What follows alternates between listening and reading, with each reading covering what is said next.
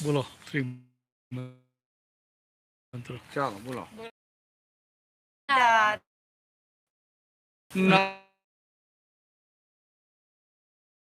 નમો લોય સૌ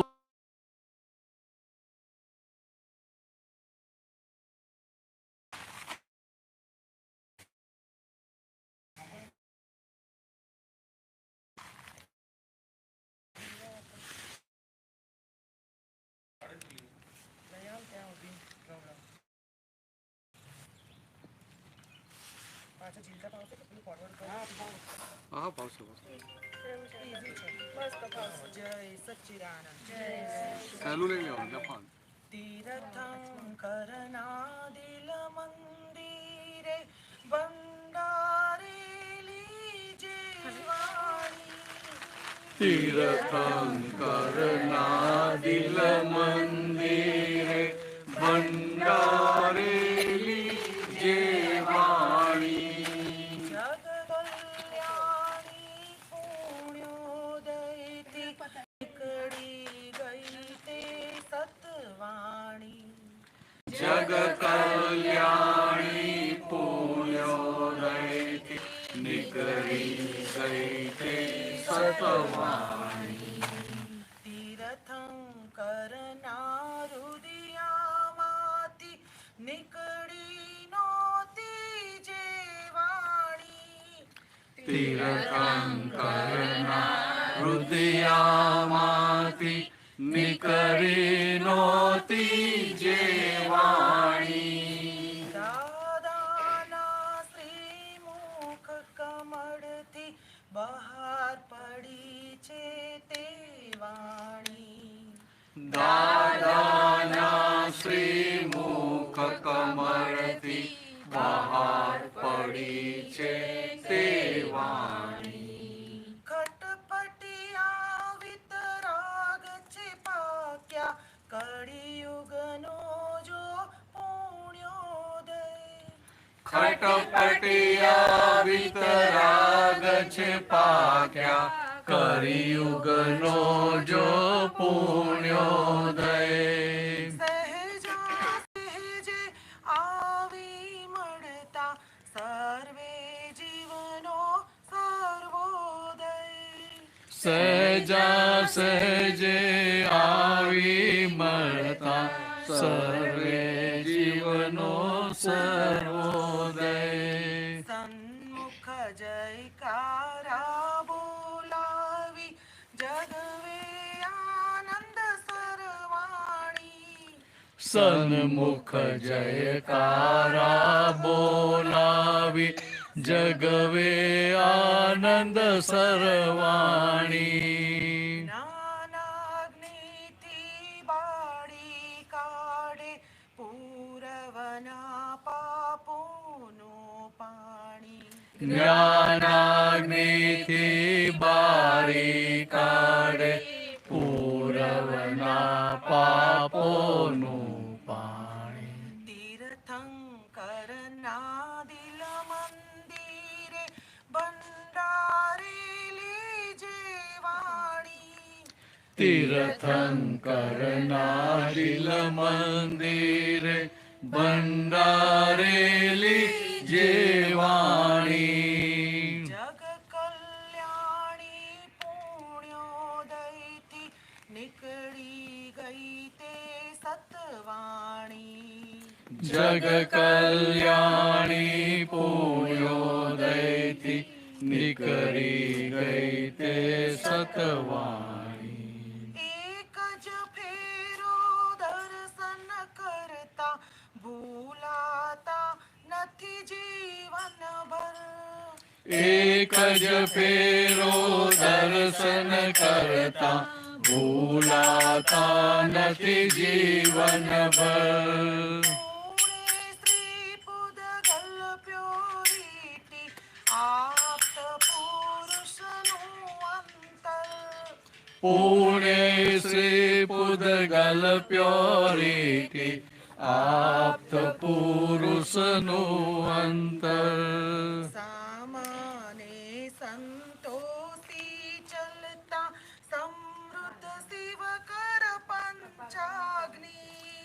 सामान्य संतोषी चलता समृद्ध शिव कर पंचाग्नि કેવળ દર્શન જ્ઞાન અખંડિત ક્રાંતિકારી વિજ્ઞાની केवल दर्शन ज्ञान अखंडित क्रांतिकारी विज्ञानी દુનિયાભરની કથાવહીના અંતે કોટ છે સરવાળે दुनिया भरनी खाता वही माँ अंते कोट छे सरवारे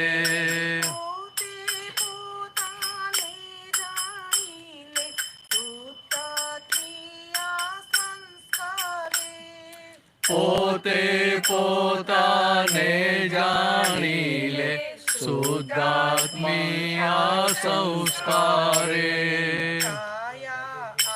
કાયા આખી વોરાવી દે જ્ઞાની ચરણે સાષ્ટાંગી કાયા આખી વોરાવી દે જ્ઞાની ચરણે સાષ્ટાંગી આજીવન અભયદાની મરણાંતે દાતાંગી તીર્થંકરના દિલ મંદિરે બંધારેલી જે વાણી તીર્થંકરના દિલ મંદિરે ભંડારેલી જે વાણી જગ કલ્યાણી પુણ્યોદયથી નીકળી ગઈ તે સતવાણી જગ કલ્યાણી પુણ્યોદયથી નીકળી ગઈ તે સતવા એક મિનિટ આ તીર્થંકર વન મોટા કે દાદા વન મોટા કહેવાય? ટ્રિક ક્વેશ્ચન છે. ના, સિમ્પલ જ છે. તીર્થંકર વન મોટા કે દાદા વન મોટા? તીર્થંકર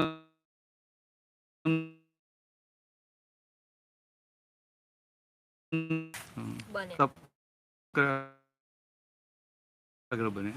હા, એટલે એમના મોડે હવે તમને બી ખબર છે હું શું કહેવા માંગુ, પણ હવે એક્સપ્લેન કરવું હાર્ડ છે. હા બોલ ના, ધીરે રાખને, આપણે વાંધો નહીં. એમ કરતા કરતા ખુલી જશે હા, એટલે એમ દાદા ભગવાનના મોઢે જે નીકળ્યું એ બેઝિકલી તીર્થંકર ભગવાનના હા, એટલે હવે શું? હા, એમના હૃદયમાં જે વાત હતી એ દાદા ભગવાનના મોઢે નીકળી. હા. તો એક પણ પાછું એવું કહે કે એમના મુખેથી બહાર ના પડી ને દાદાના મુખેથી બહાર પડી જાય, એમ અભિનય ના કહેવાય? પ્રોફેસર બોલી ના શકે ને પેલો સ્ટુડન્ટ બોલી જાય તો અભિનય કહેવાય. ઇવન બેટર પ્રૂફ થાય છે કે પ્રોફેસર કેટલા સારા છે, ના. નોલેજ આપેલી કેટલી સારી છે કે સ્ટુડન્ટ એટલે શું કહેવાય આમાં, શું કહેવામાં આવે છે કે વાણી છે ને, વાણી એ ટેપ રેકોર્ડ છે. તો કે આ તીર્થંકર ભગવાન હોય તો કે ટેપ, કોઈ પણ ટેપ રેકોર્ડ વાગે ક્યારે? સામે બધા સંજોગો ભેગા થાય ત્યારે. સમજાય? આજે આપણે વાત થાય ને, આવી સત્ય જે વાત થાય ને, આ સમયે આપણે બધા અહીંયા ભેગા થયા, અહીંયા બેઠા છીએ, અમે લોકો અહીંયા બેઠા છીએ, તું અહીંયા છે, ત્યારે આ પ્રશ્ન નીકળ્યો ને, એમ નહીં તો આ પ્રશ્ન નીકળે તો કે ના નીકળે. પાછું અને આ પદ ગાયું ત્યારે નીકળ્યો ને, બરાબર છે? હવે આ શું છે કે તીર્થંકર ભગવાન કેવા હોય, એમના જ્ઞાન પ્રકાશ પરનું બધું દેખાતું હોય, પણ વાણીમાં કેટલું આવે તો કે આવી સામાજિક ક્ષેત્ર, સમય, દ્રવ્ય ક્ષેત્ર, કાળ બધા સંજોગ ભેગા થાય એટલું જ વાણીમાં આવે. એટલે એમના દિલમાં, એટલે એમના અંદર કેવળ જ્ઞાન પ્રકાશ ખુલ્લો થયેલો હોય. પણ આ જે વાણી જે છે એ જે ટેપ રેકોર્ડ છે, એટલે પહેલાં ટેપ રેકોર્ડ થયેલી હોય એટલું જ બહાર આવે ને. તો દાદાઓ ને કહેતા કે હજી તો અમારું આ જ્ઞાન છે ને ખુલ્લું કરવા નિમિત્ત જ મળ્યા નથી. તો કે અંદર દિલમાં છે, પણ સંજોગ ભેગા નિમિત્ત ભેગું થાય તો વાણી બહાર આવે ને. સમજાય? આપણે પ્રતિનિધિ આવીને કે કામ ગમે તે પ્રશ્ન કરે ને, એ પ્રશ્ન કરે તો એનો એ રીતે આપનો જવાબ નીકળે. પ્રશ્ન જ ના થાય તો બીજી નોર્મલ વાતો થાય કરે ને. તો કે એમના અંદર ભંડારેલું છે, એમની અંદર જ્ઞાન પડ્યું છે ખરું, પણ બહાર ના આવ્યું. કેમ? તો કે એમને કોઈ સામું નિમિત્ત મળ્યું નહીં પૂછનારું. એટલે તીર્થંકર ભગવાનની વાણી એ આખી સ્યાદવાદ વાણી કહેવાય, એટલે ટોપ લેવલની. દાદા ભગવાનથી એ ઉપરની વાણી કહેવાય. પણ આ કાળમાં દાદા ભગવાનની અપવાદ રૂપે સ્યાદવાદ વાણી કહેવાય, અપવાદ રૂપે. તો કે આ સ્યાદવાદ વાણી ક્યારે નીકળે? તો કે આમ બધું બરાબર છે કે વાણીના માલિક ના હોય, દેહના માલિક ના હોય, બધું બરાબર છે. પણ જેમ તીર્થંકર ભગવાન હોય તો એમનું મન કેવું હોય કે એમના મનમાં એક વિચાર આવે, પછી કેટલા સમય પછી બીજો વિચાર આવે. તો કે બધું આપણને આપણા મનમાં ઉપરા ઉપરી વિચારો આવતા હોય, એમને બહુ ઓછા આવે. પણ દેહ હોય ત્યાં સુધી મન હોય. હવે વિચારો ઓછા આવે તમને હેરાન કરે ખરા? અને આપણે બધા આવે ને, આવે તો એક જ જગ્યાએ ઊભું રહેવાય છે ઘણી વખત સતત. ના એક જ જગ્યાએ ઉભર્યા બરાબર. તો કે આપણને આવે છે કેમ? તો કે હજી ભરેલો માલ ચોખ્ખો નથી થયો માટે. ભરેલો માલ ચોખ્ખો થયો નથી માટે વિચારો આવ્યા કરે છે. તીર્થંકર ભગવાન કેવા હોય કે બધો માલ ચોખ્ખો થઈ ગયેલો. અને દાદા પાછા એવા પાકા ને, આમ કે અમારા મને એમનામાં કશો ફરક નથી. અને પાછા બીજો એમ પણ કે અમારે ડિગ્રી છે ને એટલું અમારી કે આમ એ ખરું આમ કેટલું કાચું પડે, પણ તમારા માટે 360 ડિગ્રી છે. કારણ કે તમને તો માપતા ના આવડે કે 360 છે કે 356 છે, એટલે તમારા માટે 360 છે. પણ કે આ માલ ચોખ્ખો થયો, ભરેલો માલ ચોખ્ખો થયો એટલે અંતસ્કરણ ચોખ્ખું થયું. અને અંતસ્કરણ ચોખ્ખું થયું એટલે પછી બીજું બધું એમને આખું એ દશા આખી ખુલ્લી થાય. એટલે ત્યારે સ્યાદવાદ વાણી નીકળે. સ્યાદવાદ વાણીમાં કેવું હોય, કોઈ આશય ના હોય. આ તો સામે બેઠું મને થાય લાવે અને સમજાય કે વાત કરી એવું થાય ને, એટલે એ ઇન્ટેન્શન હોય વાણીમાં. તીર્થંકર ભગવાન એવો હોય કે એમને કોઈ ઇન્ટેન્શન ના હોય. આ નિમિત્ત ભેગું થાય ને નૈમિત્તિક વાણી નીકળી જાય. એટલે આપણે કહીએ બોલનારા નહીં, બોલનારા તો નહીં, પણ આ જે ફાઇલ નંબર 1 ને પણ એટલી હદની પ્યોરિટી થઈ ગઈ હોય કે એને બોલવા પણ હોય નહીં. આપણે તો અંતર આમ થાય કે લાવો આને આમ સમજાવી દઈએ, અને આમ કરીએ, અને આમ કરીએ, બેસી થોડું ચાલો કે કંઈ વાત કરીએ, આમ થાય ને બધું. એ બધું ભાગે જ ના હોય. એટલે ખાલી એમની હાજરીથી જ કામ થાય. અને પાછા તીર્થંકરો એવા હોય કે ભગવાન એમની જે સમોવસનની રચના કરે ને તો વચ્ચે બેસાડે, આમ સોનાનું હીરાનું સિંહાસન બનાવી દે, આમ દેવો રચના કરી નાખે. તેની પર બેસે તો પાછા ભગવાન આમ બેઠા હોય એક બાજુ, તો આમ ચોમખી, આ બાજુ પણ ફેસ હોય, આ બાજુ હોય, આમ હોય, પાછળ હોય. એટલે ચારે બાજુ જે બધા બેઠા હોય ને સભામાં, બધાને ભગવાન સામેથી જ દેખાય. અને ભગવાન બોલે ને આમ હોઠ આમ સાધન ફફડતા જ હોય એમ, પણ છતાંય અમુક કે 2 ગાઉ સુધી એમની વાણી ક્લિયર સંભળાય, એવું બધું હોય છે. કેટલા મને એક્ઝેક્ટ ખબર નથી. પાછું બીજું શું કે જે વ્યક્તિ, જે માણસ આવીને બેઠા હોય ને, દરેક મનુષ્ય, દરેક જીવ પોતપોતાની ભાષામાં સમજી જાય, પોતપોતાની ભાષામાં. એટલે કે આમ કૂતરું કે હરણ આવીને બેઠા હોય ને તો ભગવાન બોલે તો એને સમજાઈ જાય. આવો આવો આવી જાઓ.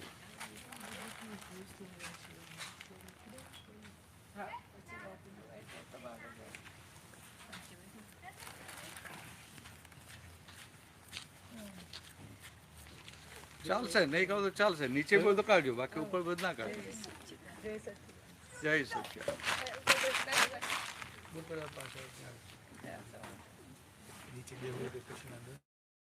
એટલે આ તીર્થંકર ભગવાન આવા હોય, એ બોલે ને આમ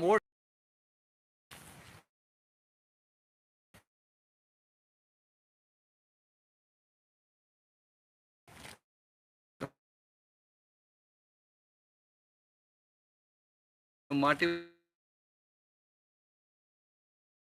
પહેલેથી આમ કોઈ સંસ્થાની ઈચ્છા ના રહી ને એટલે જેને સંસારની કોઈ જાતની ઈચ્છા ના રહી હોય એની ઉપર કુદરત ચારે બાજુથી ઝૂમે. એટલે એમને એવું હોય નહીં કે આ કાંટો વાંકો વળી જાય. ત્યાં સુધી કે તીર્થંકર ભગવાનની હાજરી હોય ને એ એરિયામાં અમુક ગામમાં દુષ્કાળ જ ના પડે. આવો આવો, જય સચ્ચા. દુષ્કાળ જ ના પડે, રોગો ના થાય.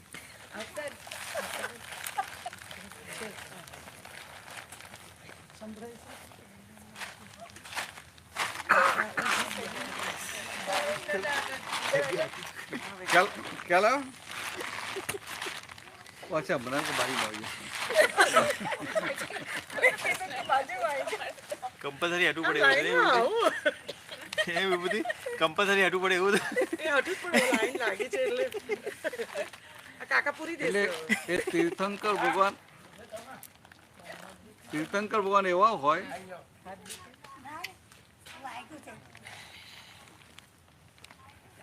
કે કુદરત ચારે બાજુ તેમની પર ઝૂમતી હોય. એટલે એમને આ ગરમી ઠંડી અસર જ ના થાય. એમનો દેહ જેવો હોય ને કે અસર ના થાય. છતાંય દેવી રીતે તો એવું રચના કરે કે એમને કોઈ તકલીફ પડે નહીં. એમને પડતી ના હોય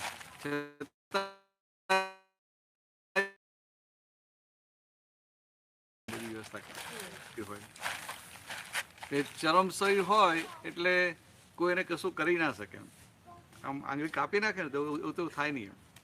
એ દેહ આખો એમનો અખંડ રહે છેક સુધી, અને બીજું કંઈ આમ થાય નહીં. ચરમસઈ કે જય સચ્ચા. હવે આવા તીર્થંકર ભગવાન સમજાય. અને કવિ આ એવું લખે કે તીર્થંકરના દિલ મંદિરે ભંડારેલી જેવાની, કે એમના હૃદયમાં હતી પણ બહાર ના આવીને દાદાના શ્રીમુખથી બહાર આવી તો આમ નવો હોય ને એને લાગે કે હારો આ તો હવે નહીં કહેવાય એમ. અને કોઈ જૈન હોય એને તો પહેલું થાય કે હારો આવું તો લખાતું હશે એમ કે તીર્થંકર ભગવાન કરતાં વધી ગયા. કે ના, એવું નથી.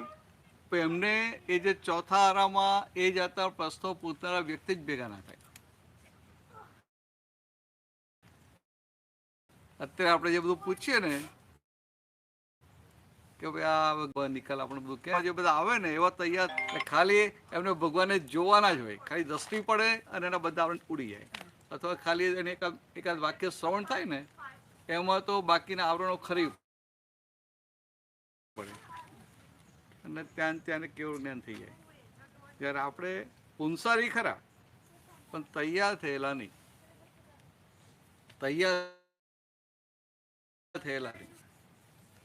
એટલે આપણા માટે જે બધા લેવલની વાતો છે આપણે ભેગું જ ના થાય કોઈ.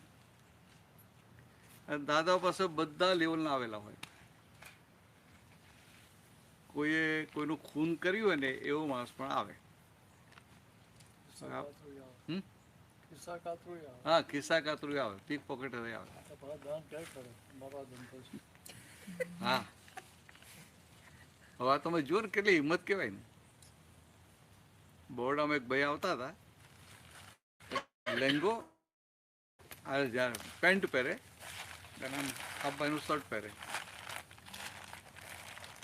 અને એકદમ અપ ટુ ડેટ હોય. આમ ઇસ્ત્રી આમ નવા કપડા પહેરાવે. તો દાદે ખિસ્સા વાત દબાઈ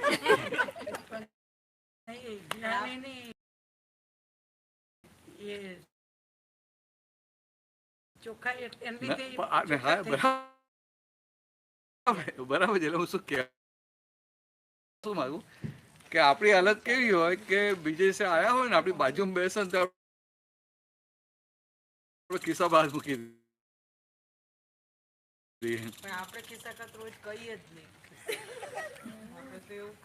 મારો તો ક્યાં ધંધીએમથી આ નીતિ કરવાની કઈ 5 ખિસ્સા કે આટલા જ કાપા છે, નથી વધારે નહીં. તમે જુઓ હવે આવી વાણી તીર્થંકર પાસે નીકળે ખરી?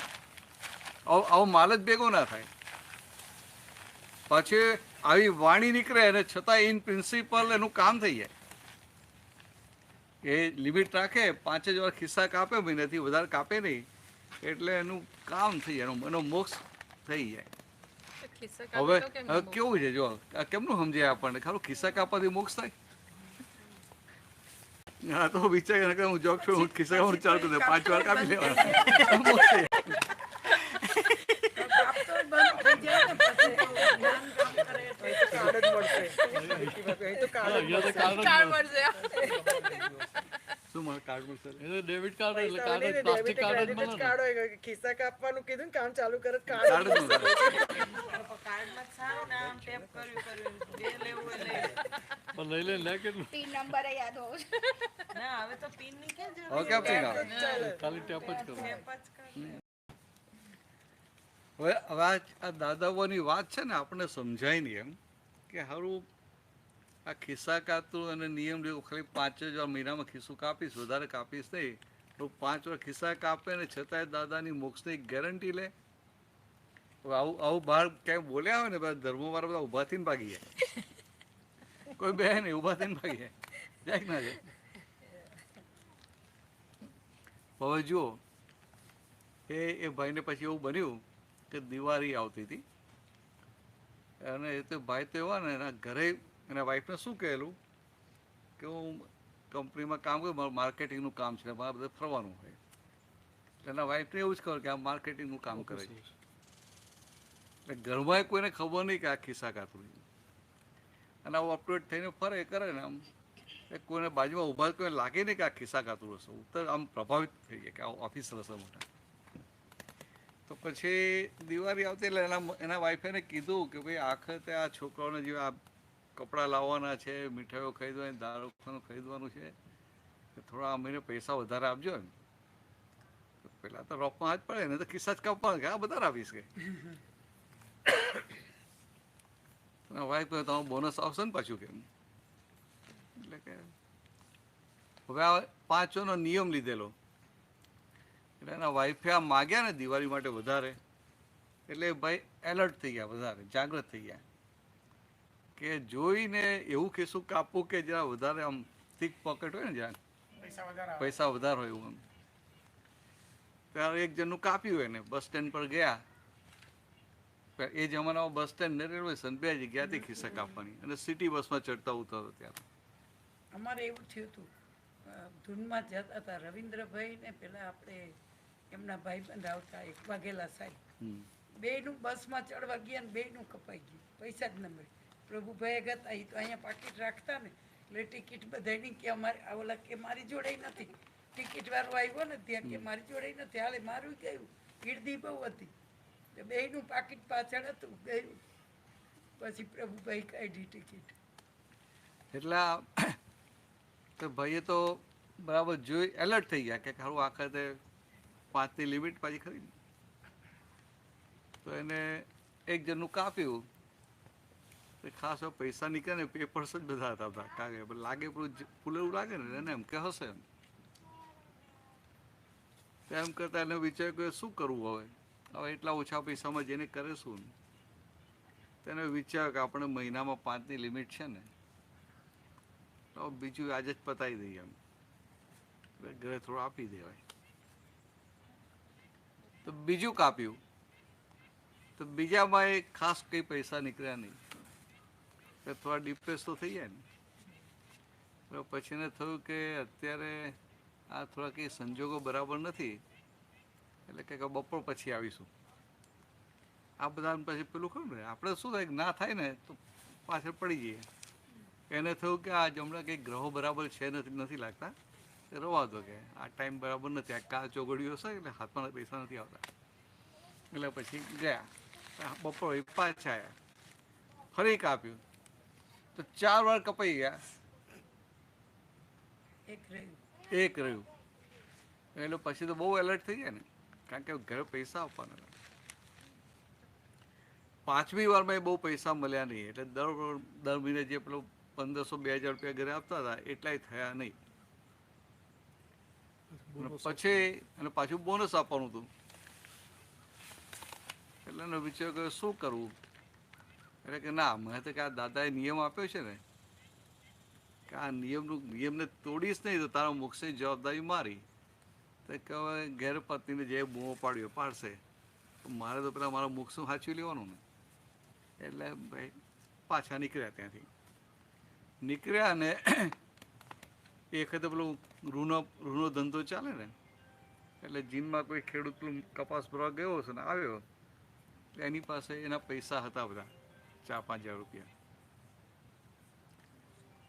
એટલે એનું આ તો ખિસ્સા ખાધું તો ધ્યાનમાં તો આવે ને, એટલે એનું ધ્યાન ગયું. ધ્યાન ગયું ને મળ્યા નતા એટલે શું થાય, અંદર લાલચ તો ઊભી થાય ને. એટલે સીધા પહોંચી એની બાજુમાં ઊભા રહી ગયા, ખિસ્સા પર હાથે પૈસા પર હાથે જતો રહ્યો, પૈસા પર હાથે લગાવી દીધો. તો ખેંચવાના જતા અને પેલું યાદ આવ્યું કે હારું 5 વારની લિમિટ પતી ગઈ છે.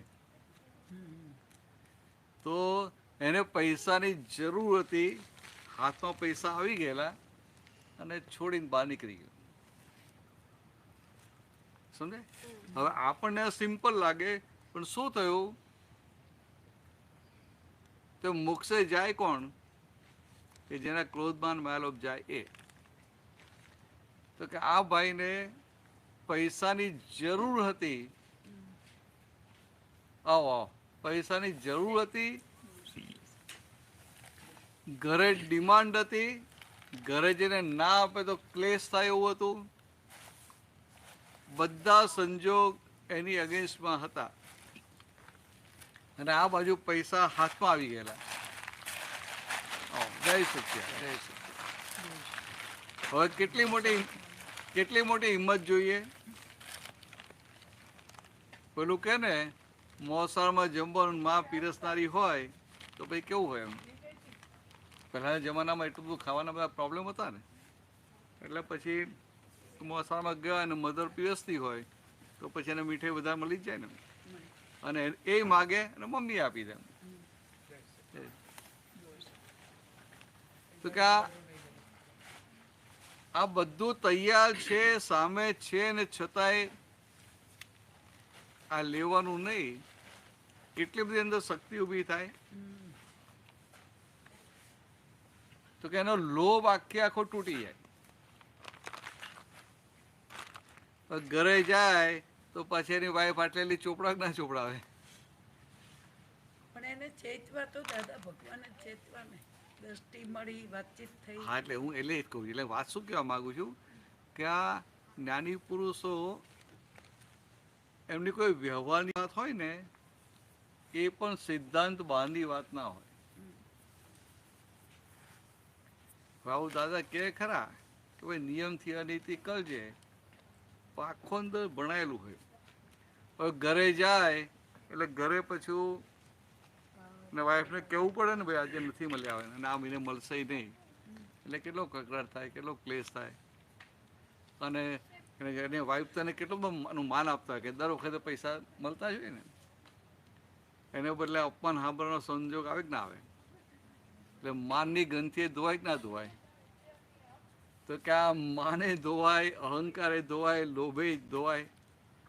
તો કેવું આ એક જ વાક્ય એનાથી તમારા ક્રોધમાન માયાલો ઉડી જાય.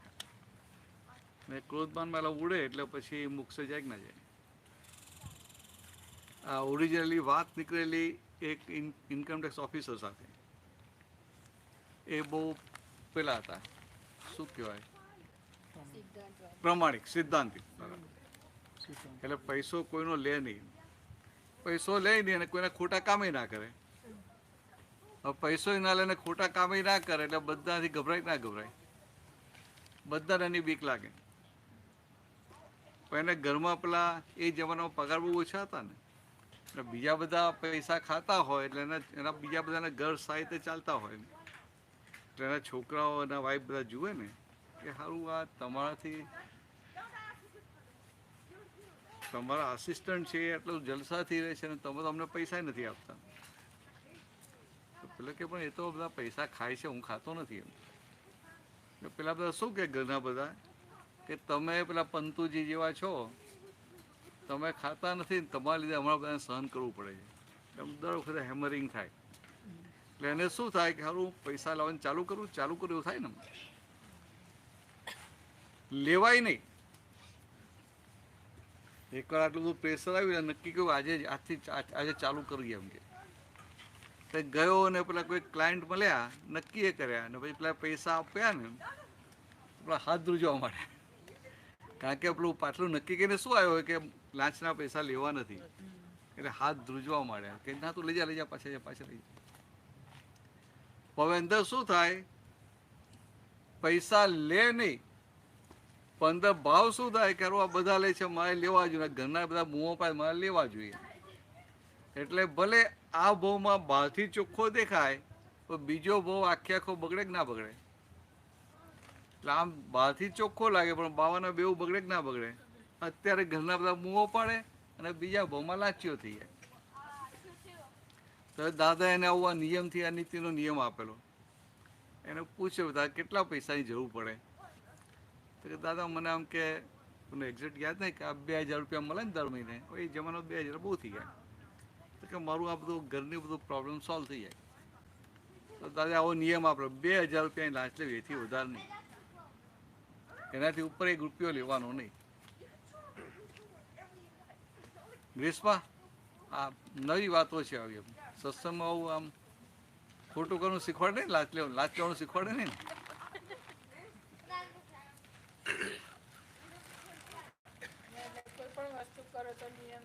ના એવું નહીં, હજી તો આખી વાત કહું છું, ઊંધું ના પકડતા, ઊંધું ના પકડતા. દાદા ભગવાન આજ્ઞા આપે તો જ આવડા નિયમ ના પડાય. એટલે આખી વાત કરું એમ. તે ભાઈએ પછી આવું કીધું ને કે 2000, એટલે 2000 નિયમ આપ્યો. તો હવે શું થાય કે અત્યાર સુધી લાંચ લેતા નહોતા, હવે એકવાર લાંચ લીધી એટલે ધીરે ખબર તો પડી જાય ને, બધાને ખબર તો પડી જાય ને. એટલે ઓફિસમાં જે બધાને એમનો ભય લાગતો હતો કારણ કે આ એકલા ચોખ્ખા ને બીજા બધા પૈસા ખાતા હોય એટલે બધાને બીક લાગે ને, એટલે માન પણ ખૂબ આપે, એનો ભય પણ લાગે.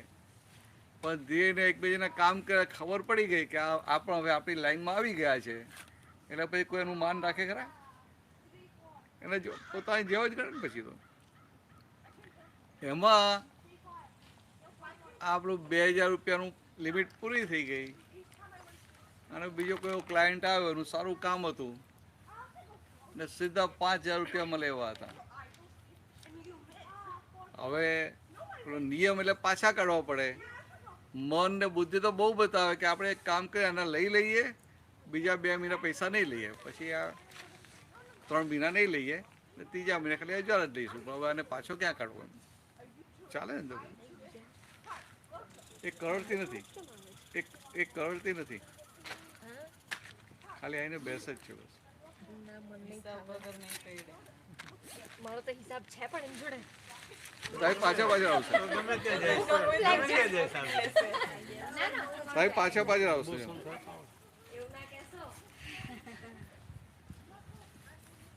તો એ ભાઈ કહેતા હતા આવ્યા ને પછી 2 મહિના પછી તો દાદાએ પૂછ્યું કે પેલો નિયમ તોડ્યો નથી ને? તો કે દાદા નિયમ તોડ્યો તો નથી, મારું કે બહુ અઘરું છે. કે નિયમ નહોતો ને ત્યારે બહુ સહેલું હતું કે બધાને ખબર હતી કે આ સાહેબ કામ કરશે નહીં, એટલે કોઈ પટાવાળો કે કોઈ ક્લાર્ક કે બીજો કોઈ આસિસ્ટન્ટ કોઈને લઈને આવે નહીં, અને કોઈ માણસે હિંમત ના કરે મને આવી રીતે લાંચ આપવાની. એટલે કે મારા માટે બહુ સહેલું હતું એમ. અને અંદર પેલો એક કેફ હોય ને અહંકાર, કે ભાઈ હું ચોખ્ખો છું ને આ બધા લાંચિયા છે, એટલે એ અહંકારના કેફને આધારે ચોખ્ખા રહે. આ ચોખ્ખા માણસો ચોખ્ખા હોય ને એ અહંકારનો કેફ હોય કે ભાઈ હું ચોખ્ખો છું ને આ બીજા બધા લાંચિયા છે. હવે આ લાંચ લેવા માંડી એટલે બધાને ખબર પડી ગઈ, એટલે એને જે બધા માન આપતા હતા એ તો ભાગ બંધ થઈ ગયો.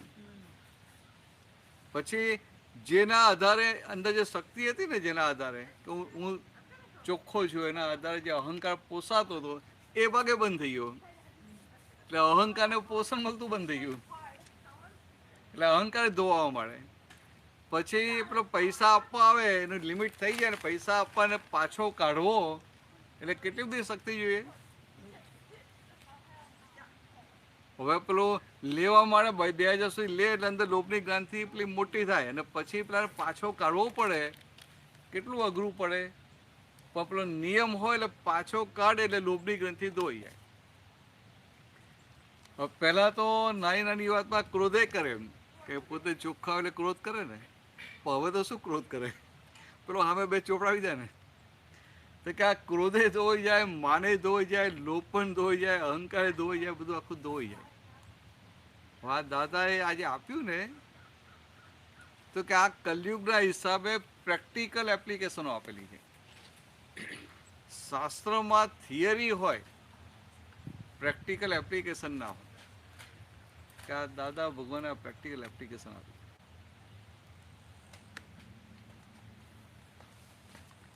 હવે આવી વાતો તીર્થંકર પાસે નીકળે ખરી કે એમના સમયમાં આવું બનતું જ ના હોય. એ ચોથા આરામાં લાંચ જુસ્સો એ હોય જ નહીં એમ.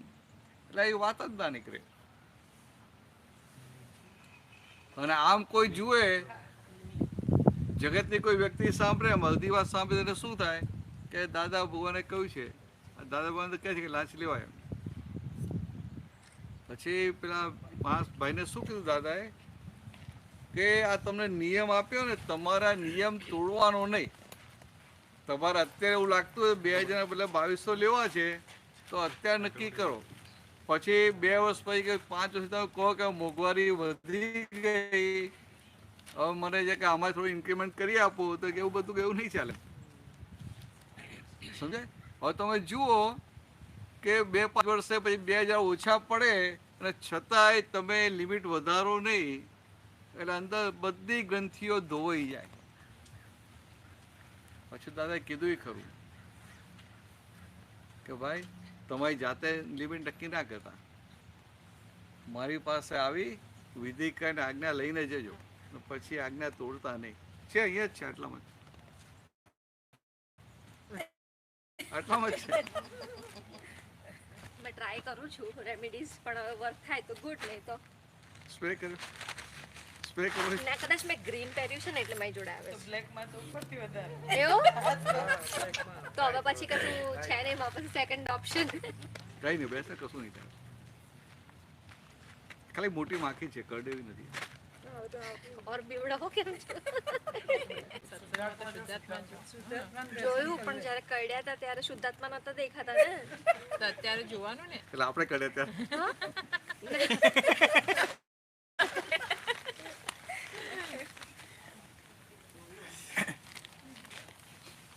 એટલે દાદા ભગવાન જે સ્યાદવાદ વાણી કહે છે ને, અપવાદ રૂપે આવી તે છે કે એમનો એક શબ્દ પકડી લે, એક વાક્ય પકડી લે, જગતના લોકોને ગમે એવું લાગે પણ એને મોક્ષે ગયે જ છૂટકો. પછી એમાં પોલ ના મારે તો પોલ એટલે પછી 5 વર્ષ થાય ને કે 2000 તો હિસાબમાં થાય, ત્યાં 10,000 લેવા પડે. હા, એ વધી તો જોઈએ ને વધારે. હવે દાદા તો છે નહીં, તો શું કરવાનું કે દાદા કઈ નહીં કે આપણે દાન ફોટા આગળ નક્કી કરી નાખો કેમ. અંદર આ તો અંદર આ બહુ અંદર બહુ જબરજસ્ત રમતો હોય. હા, પેલી દલા તરવાડીની વાત આવતી હતી ને. દાદા ભગવાને કોઈ બાર સર્કમસ્ટન્સીસ ચેન્જ થાય એ કન્સિડર જ નથી કરી. એનો મતલબ એવો કેવાય પોપ્યુલેશન વધ્યું, ગરમ છે. ડેમેજ થયું, તો એના હિસાબે આ ઇન્ફ્લેશન વધ્યું, તો એના હિસાબે એને લિમિટો વધારવી જોઈએ. હા, એટલે એ લિમિટ એ સમયે દાદા ભગવાનનું જે વાણી નીકળી એ લિમિટેડ પૂરતી હતી કે પછી અત્યારના પણ લાગુ કેવી રીતે કરી શકાય? ના ના અત્યારે તો કેવું છે, દાદાએ કેવું આપેલું, દાદાએ ચોખ્ખું કહેલું કે ભાઈ તું મારી પાસે નક્કી કે ના તારે મહિને કેટલા જવું પડે કે જેથી ઘરમાં કકળાટ થાય નહીં. અને પછી ચોખ્ખું કીધું કે 2 વર્ષે 5 વર્ષે લિમિટ વધારવાની નહીં, કારણ કે લિમિટ વધારે ને તો લોભ પાછો જાય નહીં. આપણે બુદ્ધિથી શું વિચારીએ કે ભાઈ આ જેમ મોંઘવારી વધે એમ પેલું ડીએ નું પેલું એલાઉન્સ વધે ને, અહીંયા એવું હશે ને કે હા, મોંઘવારી વધે એમ પેન્શન વધારે આવે. ના, ઇન્ડિયામાં પેલું ગવર્મેન્ટ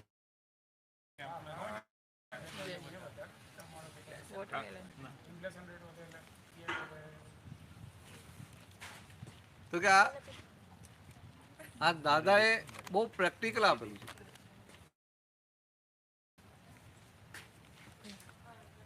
અને ઘરમાં ક્લેશ બંધ થઈ ગયો અને ગ્રંથિઓ ધોવાઈ ગઈ.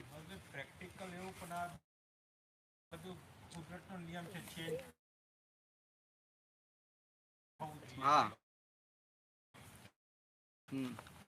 એ પ્રમાણે માણસ નું બિહેવિયર પણ થતું જ રહે ને. ચેન્જ થતું રહે ને એટલે સંસારમાં ચેન્જ થતું રહે.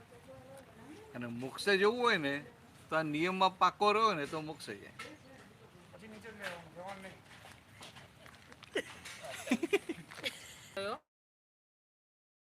પણ ઘણા ખબર એવો નિયમ હોય છે કે રોજ ત્યાંથી હતા નહીં ને એટલે તમારા બરાબર પરીક્ષા પવન જતું રહ્યું.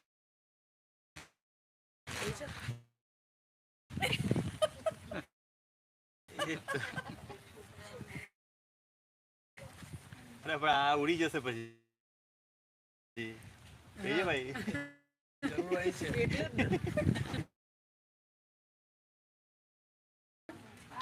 આખી વાત કેવી, સંપૂર્ણ નીતિનું પાલન કર.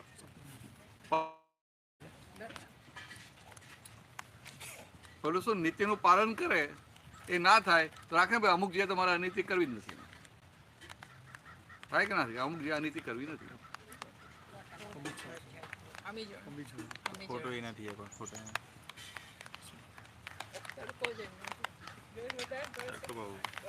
બધા જો કે ચલો બધા અંદર ઉભા થવું પડે જો ને તો આમ જ વધી જશે.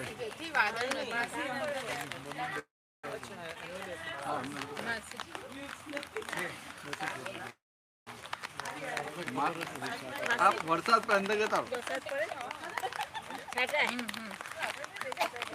લે આટલો હોય દેખાતું નહીં આવતું.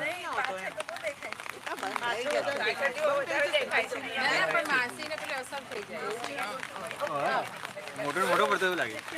આ ફોટો પડી રહ્યો.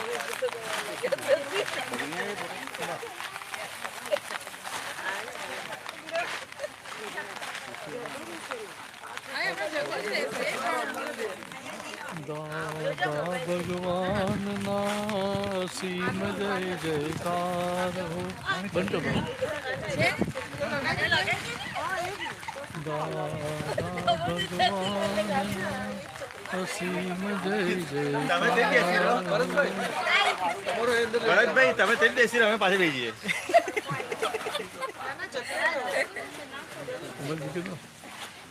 બંધ થઈ ગયો.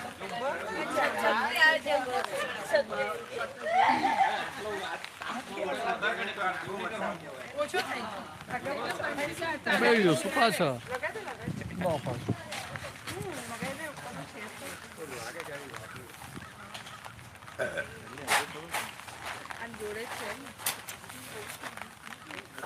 પડે જ છે ઓછો થઈ મેં કશું નથી કર્યું. તમે પેલું એ નહીં કર્યું એટલે બંધ નહીં કર્યું એટલે કઈ ના આવો બરાબર જ છે.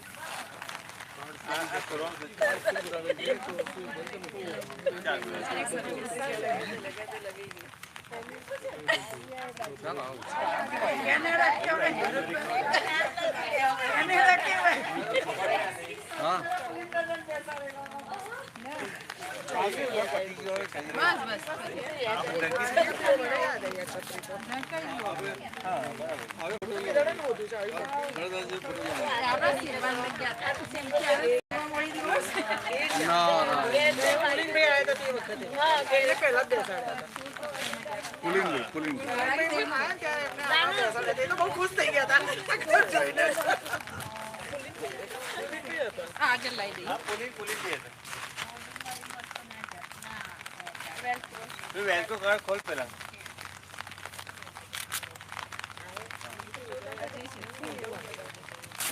ના કઈ જવું નહીં. અહીંયા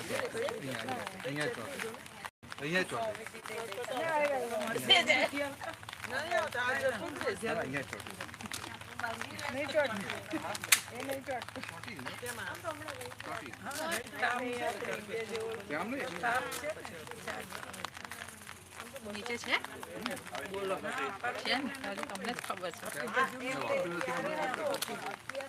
આપણે તો તમે જ છે અમે નહીં આપણે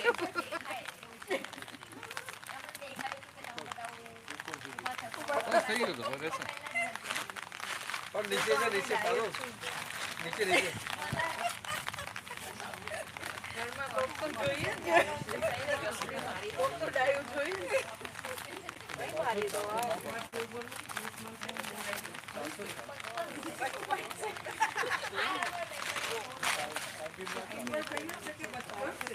આમ પાછો તડકો છે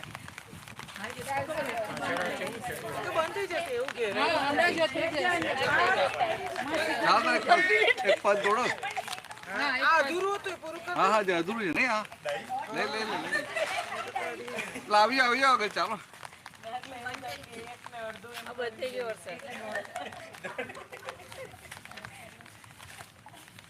ચાલો ના જો ગયો આગમ સન્મુખે સમય સારી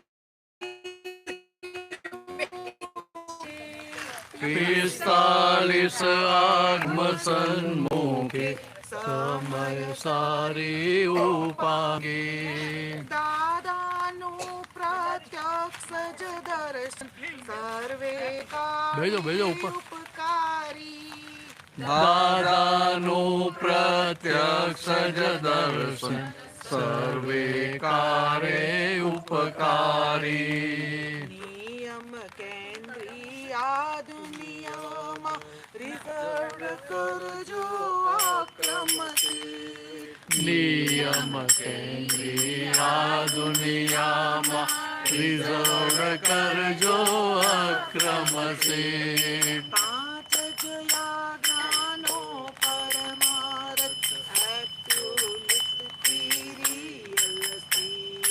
પાંચ જ આજ્ઞાનો પરમારથ એબ્સોલ્યુટ થિયરી રસી તીર્થંકરના દિલ મંદિરે ભંડારેલી જેવાણી તીર્થંકરના દિલ મંદિરે ભંડારેલી જેવાણી જગ કલ્યાણી પુણ્યોદયથી નીકળી ગઈ તે સતવાણી જગ કલ્યાણી પુણ્યોદયથી નીકળી ગઈ તે સતવાણી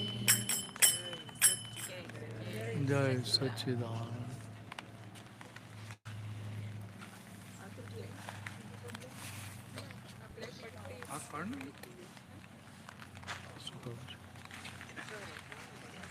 પૂછજો એ પ્રશ્ન પૂછજો.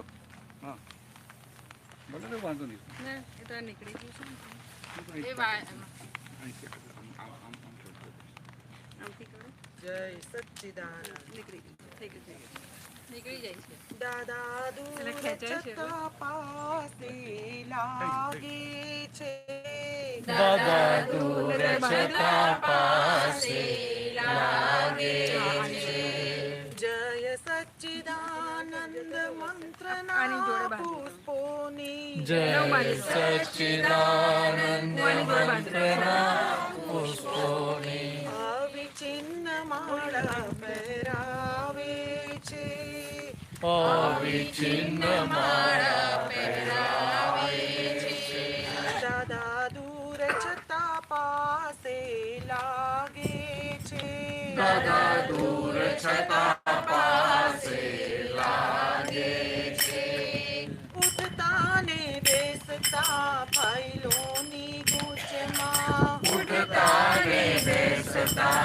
ફાઇલોની ગૂંચમાં લૌકિક સંબંધોની મૂંઝવણની મૂઢતામાં લૌકિક સંબંધોની મૂંઝવણની મૂઢતામાં સૂક્ષ્મ રૂપે આવી પ્રકાશે છે સૂક્ષ્મ રૂપે આવી પ્રકાશે છે ગૂઢ ચાવીઓથી તાળા ઉગાડે છે ગૂઢ ચાવીઓથી તારા ઉગાડે છે દાદા દૂર છતાં દાદા દૂર છતાં પાસે લાગે છે. છે ને આ બધા દાદા ભગવાન પેલું બરોડા અને બોમ્બે બે મોટે ભાગે ત્યાં હતા. પછી છેલ્લા 3-4 વર્ષમાં પછી અમદાવાદ ને બધે જતા. તો શું થાય કે દાદા બોમ્બે હોય, દાદા બરોડા જાય, એટલે બોમ્બેમાં બધા મહાત્માને દાદાનો વિરહ બહુ લાગે. એટલે કવિરાજને પણ જે અસરો થાય એમ વિરહ લાગે. તો પછી એમને આ પદ લખ્યું કે દાદા દૂર છતાં પાસે લાગે. એટલે એનો અનુભવ અમને કઈ રીતે લખ્યો કે દાદા ભલે દૂર હોય પણ કે આ વ્યવહારમાં કંઈ પણ ગૂંચ આવે તો દાદા કે સૂક્ષ્મ રૂપે આવી અને આખો અંદર જે પ્રકાશ થાય અને જે ફોડ પડે છે એટલે કે એના આધારે કે મને લાગે કે દાદા સૂક્ષ્મ રૂપે આવી પ્રકાશે છે, માટે દાદા દૂર છે છતાં પાસે લાગે છે. આખો આ મહાત્માનો અનુભવ હતો કે દાદા ગમે ત્યાં ગયા હોય ને તો કોઈને એવું ના લાગે કે દાદા દૂર છે, એવું જ લાગે કે દાદા જોડે જ છે.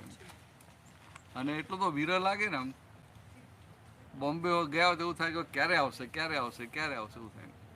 અને એ જમાનામાં ફોન નહોતા, દાદા આવે ને તો પેલું ઘણી વાર તો 1 દિવસ પછી ખબર પડે.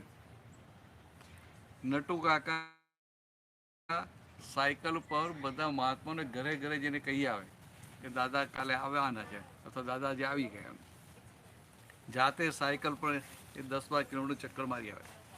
અમારે કામ રાતપારી કરીને ખૂટાડે, દાદા ના હોય ને ત્યારે પ્રભુ પર દાદા આવે એટલે પછી દર્શન કરવા દરરોજ જવાય. હા, એટલે નાઇટ કરીને પણ દાદાથી ત્યાં કામ પતાવી દેવાય. એવું જ હોય, એનું એડજસ્ટમેન્ટ હોય ને. એટલે આમ શું થાય કે દાદા છે ને તો લાભ છોડવો નથી. એટલે બધાને એવું થાય કે દાદા હોય તો મેક્સિમમ કલાક લાભ લઈ લઈએ, પછી એને ફાઇલનો નિકાલ કરવો જવું પડે, જાય ખરો. પણ એના લક્ષ્યમાં શું હોય કે જો પતે એટલે જલ્દી દાદા પાસે જવું. નોકરી કરતા હોય ને બધા, દાદા 5:30 થી કે 7:30-8 સત્સંગ તો ચાલે, 5:30 થી 8 એવું. તો શું થાય કે નોકરી પછી છૂટે ને એટલે ઘરે જવા ના રહે, એટલે યાદ જ ના આવે ઘર. સીધો ત્યાં બાબુભાઈના હોલમાં સત્સંગ થાય ને ત્યાં પેલો આવી જાય. 8 વાગે સત્સંગ ચાલે, સત્સંગ પતે પછી ઘરે જાય. અને પછી તો એવું થાય કે ના એની ફાઇલ નંબર 2 ત્યાં જ આવી ગઈ હોય. હા, આ તો તમે હાથે આવ્યા. હા બરાબર છે, હા બરાબર છે. એટલે પેલું શું થાય કે જોબ પરથી આવે ને એ જમાનામાં તો શું બસમાં ને એમાં આવતા હતા, અને બહુ તો સ્કૂટરની શરૂઆત હતી. સ્કૂટરો એટલા હતા નહીં, એટલે બસમાં ને સાયકલ પર ને આમ બહુ લાંબુ દૂર જવાનું ના હોય ને, 2-3 કિલોમીટર હોય. ઘણા તો મોટા ભાઈ ચાલતા જ નીકળે. એમ શાકભાજી લેવા જાય ને માર્કેટમાં, બરોડા ખંડિયામાં, તો ચાલતા જાય અમદાવાદ પોલથી.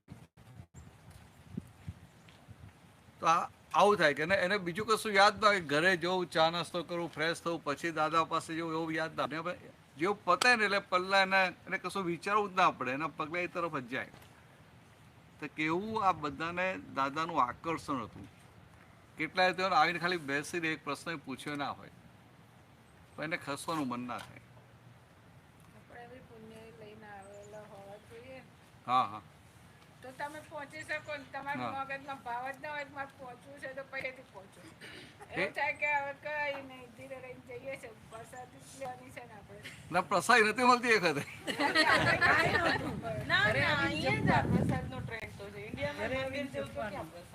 ત્યારે કહેતા ને પપ્પા કે રસ્તામાં કોઈ ટ્રાફિક નો જાય. હા કોઈ આવે નહીં. મંદિર અત્યારે કથા ચાલે છે અહીંયા આપણે હિન્દુ મંદિરમાં, તો એવું જ છે. હા પણ પ્રસાદ ના કોઈ આવે નહીં. પણ એ એવું હતું કે આમ સત્સંગ પતે એ બધા ઘરે જાય, ઘરે જઈને બધા જમે. અને કોઈક વાર પ્રસાદી હોય ને તો કોઈનો જ્ઞાનનો દિવસ એવું તો હોય ને, જન્મ દિવસ, તો સામેથી પેલા દુલીરામના પેંડા મળે તો 200-250 ગ્રામ કેવા લઈ આવે. એમ કાંઈ પૈસા બહુ હતા ને વખતે, તો પાછા જો શનિ રવિ હોય ને તો અડધો પેડો આપે બધાને ભાગે, ને તો એક ખાઈ લે. પછી ધીરે ધીરે કોઈક વાર આમ નાસ્તો કંઈ ને કંઈ હોય તો નાસ્તો લઈને આવે એમ, પણ જમવાનું એવું હતું નહીં એમ. પછી છેલ્લા 2-1 વર્ષમાં પછી ક્યાંક ક્યાંક આવું ચાલુ થઈ ગયું. આપતો પૂતળો જ નહોતું ને. અત્યારે હું કેટલા રોપથી રહી એમ, પેલા પૂછ્યું આ બનાવીએ, એ ખબર પૂછતા જ નહોતું કે ખાવું છે એમ. દાદાને પૂછતા હોય ને. હા હા, દાદા જરાય ના પૂછે. દાદાને પૂછે ને. દાદાનું ક્યાં કેવું હોય કે જ્યાં હોય ને, ધારો કે ત્યાં ખત્રી બહુ રહેતા હોય રસિકભાઈ ત્યાં, તો ત્યાં 8 વાગે ત્યાં જાય, ત્યાં જઈને જમી લે.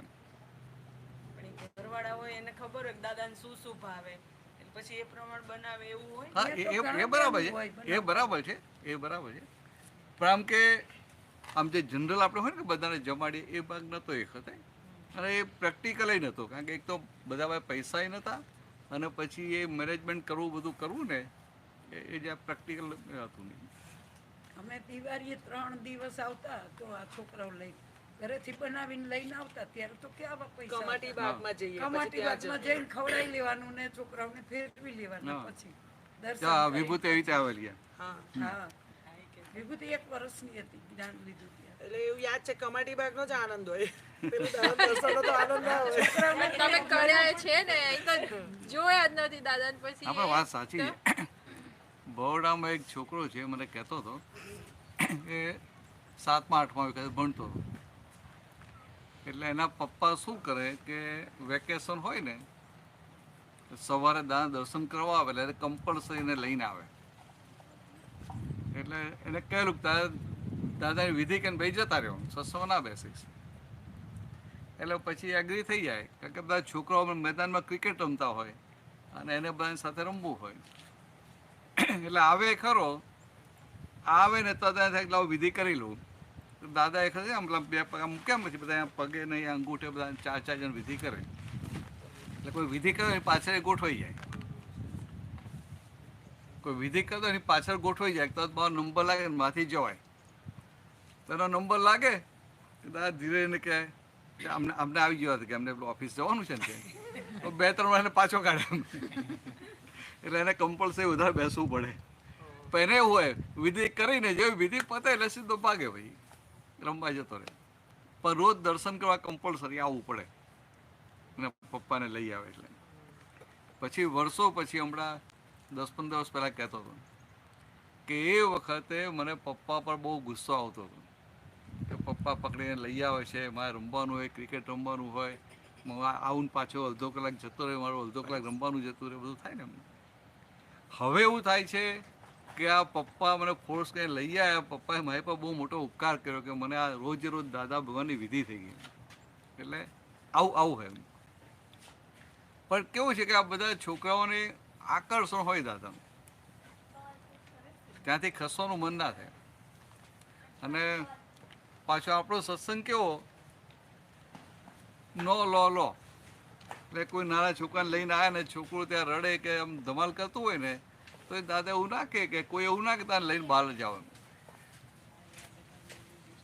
આવો બા, જય સત્ય. છે જગ્યા.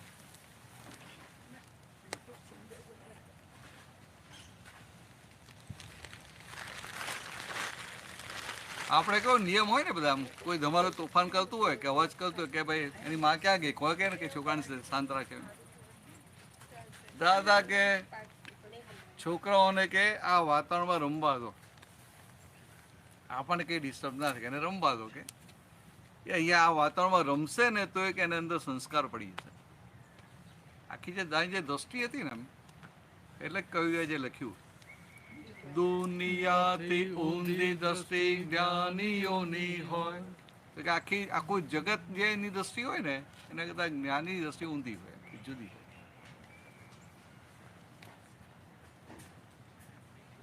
પૂછજો એટલે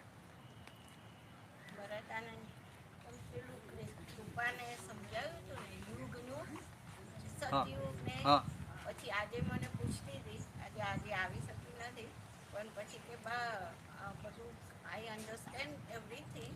પછી કહે છે હવે છઠ્ઠો આરો એવું. પછી મેં થોડું એક્સપ્લેન કર્યું કે આવું આવું હોય, તો કહે છે કે oh I don't want to come back in a 6 era. હા, કેટલું સારું છે ને.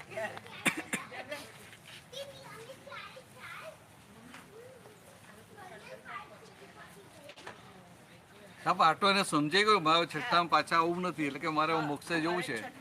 ભલે એને મોક્ષે નથી સમજાયું, કશું સમજાયું, આટલું થઈ ગયું. નાની બી કે મારે છઠ્ઠા આરામાં નથી આવું કે છે. એટલે થોડું લાંબુ ચાલ્યું હોય તો એ લોકોને વધારે. હા, પણ બધા નવા બધા આવેલા હોય ને ભાઈ. એટલે કે બા મને કો મોક્ષા એવું પણ બોલે. પેલા સારા હતા, પેલા એના બે પેલા આવ્યા હતા ને, રીતુ ને હનુ. ડેવલપમેન્ટ સારું. એ લોકોને મેં સત્સંગ મોકલી આપ્યો, કારણ એ પોતે દેખાય છે ને અંદર, એટલે. હા, બરાબર. કાલે છે પાછું હિન્દીમાં છે. ગઈકાલે ઇંગ્લિશમાં તો મને એમ કોઈ 4 જ જણ છે એવું હતું, વધી ગયા હતા, 8 જણ થઈ ગયા હતા.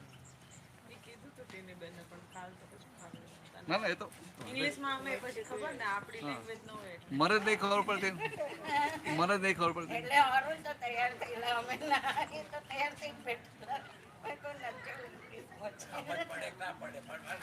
ખાલી આપણા માટે વાતાવરણ હોય. આપણા માટે છે ને અરુણભાઈ, આપણા માટે સિદ્ધ સામાયિક છે ને એ વાતાવરણ હોય. આ પાર્થ હતો ને, પાર્થ, હવે એને જ્ઞાન લીધેલું જ છે ને હવે.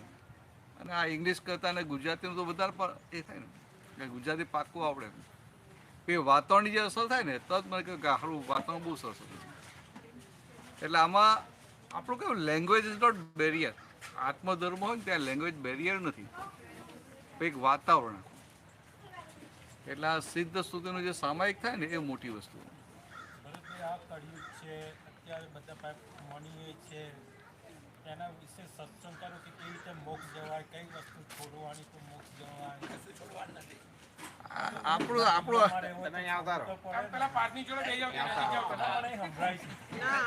તમારો અવાજ અહીંયા નથી આવતો બરાબર. પેલું આ રેકોર્ડિંગ થાય છે ને, નજીકથી પેલો અવાજ આવે. ક્વેશ્ચન તમે પૂછો તો. આ બધાની માટે જનરલ ક્વેશ્ચન. ના કબાલ, એ શું એ કલયુગ છે, પૈસા વધી ગયા. પહેલા પૈસા હતા, પૈસા વધી ગયા ને. મંગળ પર રહેવા જેવું છે, હા. વધી ગઈ છે. એટલે આ દાદા ભગવાનનું અક્રમ વિજ્ઞાન છે ને, એવું છે કે ભોગવીને મોક્ષે જવાય. ક્રમિકમાં કેવું હોય કે બધો ત્યાગ કરવો પડે. ભાઈ લક્ષ્મીનો ત્યાગ કરો, ઘરનો ત્યાગ કરો, આનો ત્યાગ કરો, મોહમાનો ત્યાગ કરો, આવો બધો ત્યાગ કરવો પડે. એ બધો ત્યાગ કરીને આપણું હિમાલયમાં જઈને બેસી જાય, કે આપણું ઉપાસમાં જઈને બેસી જાય. પણ બધાનો ત્યાગ કરે, પણ કેવું કે અહંકાર ને મમતાનો ત્યાગ કેમ ન કરે? અહંકાર કેમ કહીને જાય? હું છું, હું રજનીકાંત છું, એ જાય કેમનું? એટલે એ જાય નહીં ત્યાં સુધી અહંકાર રહેવાનો, અને અહંકાર એટલે જોડે મમતાએ રહે. એટલે અહંકારે કરીને ત્યાગ કરે ખરો બધાના, તો અહંકાર કરીને ત્યાગ કરે એટલે બધા પુણ્ય બંધાય. પાછળ પુણ્ય ભોગવવા જન્મ લેવો પડે. એટલે ક્રમિક માર્ગમાં ત્યાગીને બંધાય. શું થાય? ત્યાગ કરે અને ત્યાગ કરે એના પરિણામ સ્વરૂપે પુણ્ય બંધાય. એ પુણ્ય બંધાય એટલે પછી ભોગવવા આપણે બીજો જન્મ લેવો પડે. એટલે કે ત્યાગે સો આગે. અહંકારે કહીને ત્યાગ કર્યો એટલે પાછું એ સામે ડબલ થઈને આવે. જ્યારે આપણું અક્રમ વિજ્ઞાન કેવું છે કે હવે રજનીકાંત તમે રહ્યા નહીં, એ ફાઇલ નંબર 1 થઈ ગઈ. હવે આ દેહને ફાઇલ નાની વસ્તુ છે. અત્યાર સુધી આ દેહ તે જ હું છું, આખો જે દેહાદ્યાસ હતો એ ભાગ આખો ઉડી ગયો. દેહને ફાઇલ કેવી? એક ત્યાં સાધીના ઘનશોભાઈ સાહેબ કહીને હતા, દાદા બનના વખતમાં સ્કૂલમાં પ્રિન્સિપાલ હતા. એમને દાદા પાસે પેલું સાંભળ્યું ને શબ્દ ફાઇલ. પછી આવ્યા તો કે દાદા આ તમે દેહને ફાઇલ કહો છો ને, કે દેહને ફાઇલ છે એટલું સમજાય ને કે મોટામાં મોટો આધ્યાત્મ વિજય થઈ ગયો. પણ આપણને શું, આપણે બહુ સમજાય નહીં ને કે આ શું પ્રાપ્ત થયું. એમ જે વસ્તુ પ્રાપ્ત એની વેલ્યુ ના હોય આપણને, સમજાય. હમણાં આ પેલો હોય, આ તનિષ હોય, એને ગોલ્ડ ને ડાયમંડ ગમે બહુ, એને ડાયમંડનો નેકલેસ પહેરી દીધો હોય ને તો પણ એની વેલ્યુ કેટલી હોય, સમજાય કેટલું. એના શોખ પૂરતું. અને આપો તો ખરા એને. હા, એટલે એને અત્યારે આમ ભલે બોલે બધું, તો એને એની કિંમત ના હોય, સમજાય નહીં. એ તમને બધું કહી દે કે બિલિયન એટલે કેટલા મીંડા, કે ટ્રિલિયન એટલે એકડા ઉપર કેટલા મીંડા ફટ લઈને કહી દે, તો એને બીજી વેલ્યુ એનું સમજાય નહીં.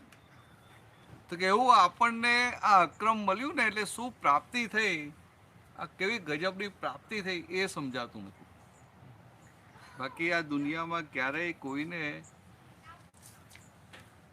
આ હું રજનીકાંત છું એની પર શંકા જ ના પડે. ખ્યાલ? એની જગ્યાએ તમે હું શુદ્ધાત્મા છું એના માટે નિશંક થયા. અત્યાર સુધી હું રજનીકાંત છું એના માટે નિશંક હતા. એ ભાગ આખો તૂટ્યો ને રજનીકાંત ફાઇલ નંબર 1 થયા. તમે પોતે કે હું શુદ્ધાત્મા. હવે તમને હું શુદ્ધાત્મા છું એની પર શંકા ના પડે.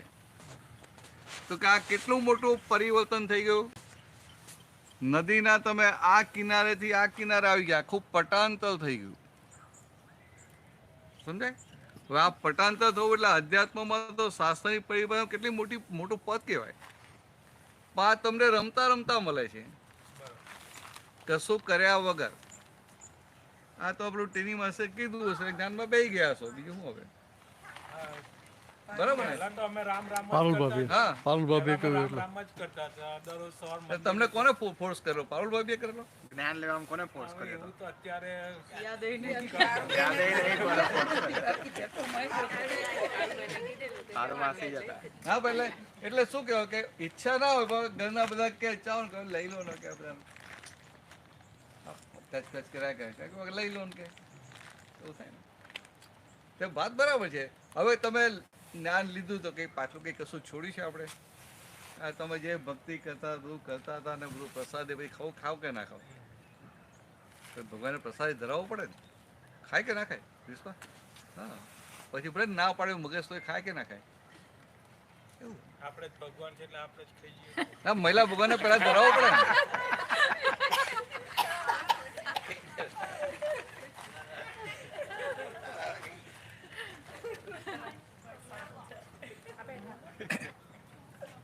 આવું જ્ઞાન શીખવા જવું છે. જો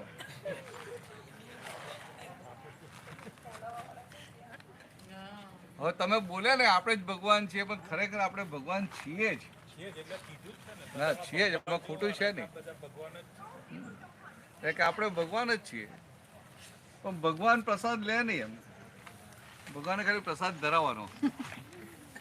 ભગવાન આહારી ના હોય ને, એટલે આપણે આહારીને આહાર કરાવડાવો અને આપણે ભગવાન આપણે આપણા સ્વભાવમાં રહ્યા જ્ઞાતા હશે એટલે આનંદ થાય. તમે પ્રસાદ ના ખાવ તો જ્ઞાતા હશે રહ્યા એટલે આનંદ થાય. પોતાના સ્વભાવમાં આવે એટલે આનંદ થાય. એટલે આ કલયુગમાં તમને આ વસ્તુ ખુલ્લી થઈ ગઈ. કોઈને પ્રતિતિ ના બેસે, હું શુદ્ધાત્માની પ્રતિતિ બેસે કોઈને? જુદું હોવાની પ્રતિતિ ના. એ જ કહું છું કે આ પ્રતિતિ જ ના બેસે. કોઈને પોતાની જાત ઉપર શંકા પડે નહીં. આ તો તમને ગુસ્સો આવી જાય કે તમારે આમ કે કંઈક આમ ઉશ્કેરાટ આવી ગયો ને, કે આને 2 થપ્પડે મારી દીધી ને, તોય તમને એવું ના થાય કે હું રજનીકાંત થઈ ગયો. તમને રહે ના હું શુદ્ધાત્મા છું ને, આ ભૂલથી તમે આવું કરવું જોઈતું નતું. સમજે? તો કે આ જે અંદર પાક્કો બેસી ગયો ને હું શુદ્ધાત્મા જ છું, એની પર શંકા પડતી નથી. હવે આટલું મોટું જ્ઞાન ફિટ થવું કે જેવી વાત કહેવાય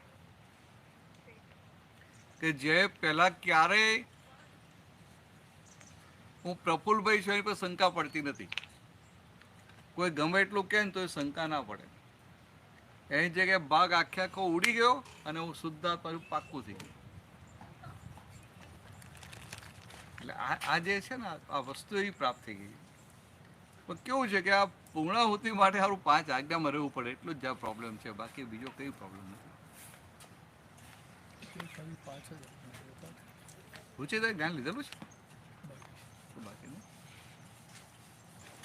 આ છે શુક્રવારે છે, આવે તો આવી જજે, ફ્રી હોય તો આવી જજે.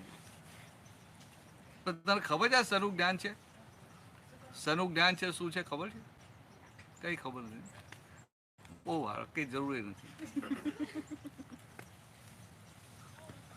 આપણે તો મોંમાં પડે મીઠું લાગે એટલે બહુ થઈ ગયું.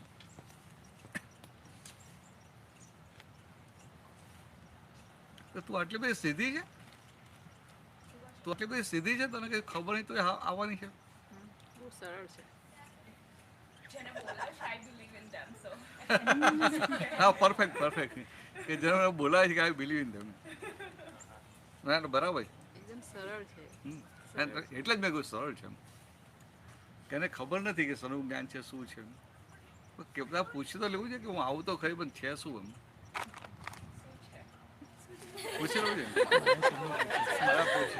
એના પપ્પાની આપણે કીર્તન ભક્તિમાં આવતા, આપણે આમંત્રણ દેતા ને તેના પપ્પા દાદા બા બરોડાથી અમારે ત્યાં આવતા આણંદ. હા પાછો તમારે તો એક જ ગામના ને પાછા. હા ગામના થાય ને એટલે આવતા, અમે આમંત્રણ દેતા. હા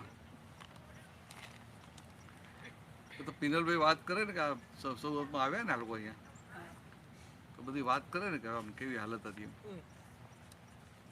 તો પપ્પા કહે કે આ જાય ને આવીને તો કામ તો મળી ગયું, પણ જાય ને આમ જાય ત્યારે ઠક ઠક જાય ને પાછા તો કેવી હાલત આમ એની રીતે વાત કરે મજા આવે, સાંભળવાની મજા આવે મને.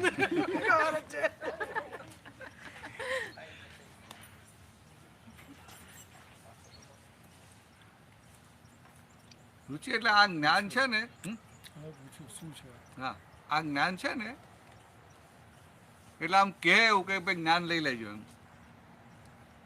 પણ જ્ઞાન એવી વસ્તુ છે કોઈ આપી શકે નહીં કે કોઈ લઈ શકે નહીં. તો એક આ વ્યવહારમાં શબ્દ હોય ને ભાઈ જ્ઞાન લઈ લેજો કે ને કે સારું છે લઈ લેજો કેમ. જ્ઞાન આ દુનિયામાં આજ સુધી કોઈએ આપેલું નહીં, પણ વ્યવહારમાં એવું કહેવાય કે ભાઈ આ ગુરુ હોય જ્ઞાન આપે. આખું જે આ જે છે ને આખું કે આ પ્રયોગમાં તને કશું આપવામાં નથી આવતું કે તારી પાસે કશું લેવામાં નથી આવતું, પણ તું ખરેખર જે છે ને એ જેમ આપણું ગામડામાં આપણો કૂવો હોય ને વપરાતો ના હોય તો ઉપર લીલ બાજી જાય ને, લીલ બાજી જાય ને પછી છોકરો આપણો પથ્થર નાખે તો લીલ ખસે એટલે પાણી દેખાય કે ના દેખાય. એટલે પાણી દેખાય અને ખાતરી થઈ જાય કે આ કૂવામાં પાણી છે.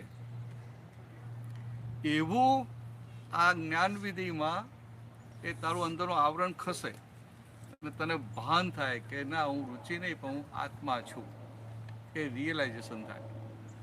એટલે તને કશું આપવાનું નથી હોતું, તું જે છે એનું તને ભાન કરવાનું, કશું આપ્યું કહેવાય. એટલે આપવા લેવાનો એ વ્યવહાર જ નથી, અને એટલે જ ગુરુ શિષ્યનો વ્યવહાર નથી. બાકી ગુરુ શિષ્યનો વ્યવહાર હોય ને તને આવી તો માથે ઉપર બેસવા દેવાય, આવી નહીં કહેવાય મોટું, નીચે બેસવી પડે. આ જેવું અમે ઉપર છીએ હા લાલા મામા એ સમજવા માટે કે આખો ક્રમિક માર્ગ એ રીતે વિનયનો ધર્મ છે. એટલે કે આ એને આપણાથી ઉપર હોય એનો વિનય કર્યા કરવાનો, એમ કરતાં કરતાં આપણે પ્રગતિ કર્યા કરવાનું. આખું આ અક્રમ છે. એટલે તું ખરેખર જે છે એ જાણવાનું આ માર્ગ છે.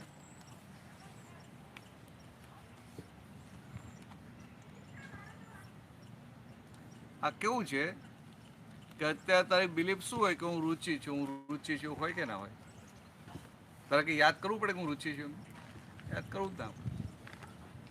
તો કે આ તને હું રુચિ છું એ માન્યતા આમ સ્ટ્રોંગ છે, એ બેસી ગઈ હોય કે ગમે એટલું હલાવે ને તો એ તારું જાય નહીં કે હું રુચિ છું, એ જાય નહીં અંદર રે કે ના હું રુચિ જ છું. પણ આ રુચિ એ તારું નામ કહેવાય ને, એટલે નામ તને નાનપણમાં આપવામાં આવીને બધા રુચિ કે એટલે તને અંદર એક માન્યતા ઊભી થતી જાય હું રુચિ જ છું. પણ ખરેખર તને આપવામાં આવેલું નામ છે વ્યવહાર ચલાવવા માટે. પણ એને તે સાચું માની લીધું. એટલે કે સાચું માન્યું એટલે કે જે ટેમ્પરરી છે, આ રુચિ એ ટેમ્પરરી કહેવાય ને, એને તે સાચું માન્યું, એને કાયમનું માન્યું. તો કે આ ટેમ્પરરીને પરમેનન્ટ માન્યું, અને પરમેનન્ટને ઓળખતા નથી. આ એક જ ભૂલને લઈને આપણે સંસારમાં ભટક્યા કરીએ છીએ. સમજાય? એટલે સંસારમાં ભટકીએ. અને આ ટેમ્પરરીને પરમેનન્ટ માન્યું એટલે ટેમ્પરરીના બધા સંજોગો જે બધા હોય ને, અનુકૂળ પ્રતિકૂળ બધાની આપણે ઇફેક્ટ થયા કરે. અને જ્યારે પોતે પરમેનન્ટ છે એમ સમજાય તો આ ટેમ્પરરી સંજોગો એને અપસેટ કરે નહીં. બધા સંજોગોમાં એ ફ્રી અને મુક્ત રહી શકે. એટલે એવું આ વિજ્ઞાન છે. તો દાદા ભગવાનને 1958માં જ્ઞાન પ્રકાશ થયો ને, કે એમની જે દશા હતી કે એના આધારે બીજાને એ એવી દશામાં બેસાડી શકતા હતા. એટલે આપણે કેમ પારસમણી હોય એ લોઢાને ટચ કરે તો લોઢું સોનું થઈ જાય એવું કહેતા હતા.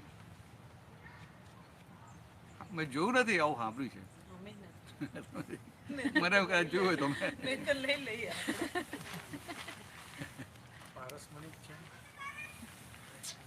હા, પણ હવે આ દાદા ભગવાનને પારસમણી ના કહેવાય. શા માટે? તો કે પારસમણી લોઢાને સોનું બનાવે, જ્યારે દાદા આપણને એમના જ પદ પર બેસાડે, એમના જેવા જ બનાવે. એટલે બહુ જુદું છે આખું. પણ છતાં એમ પારસમણી કહીએ તો આપણને લાગે સરસ છે.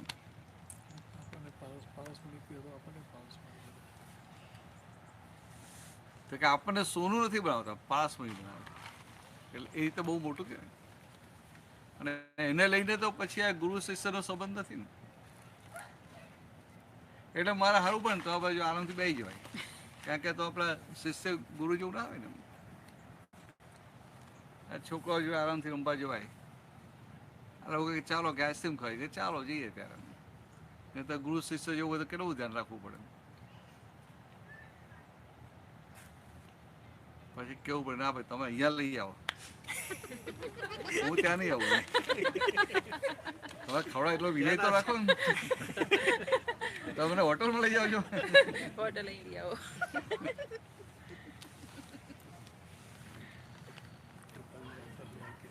એ ભાઈ રાતે 11:30 ફ્લાઇટમાંથી આવેલા કે ચાલો કે આઈસ્ક્રીમ ખાવા જઈએ.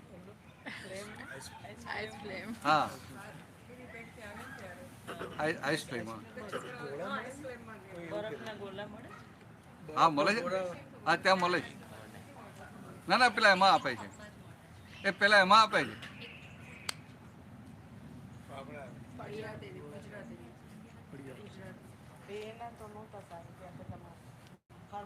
સો સાઉથ કોમન ના ફાર્મર્સ માર્કેટમાં નથી સારા.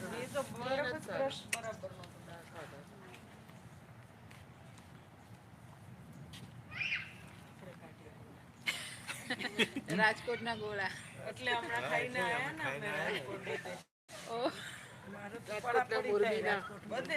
બધા સરસ.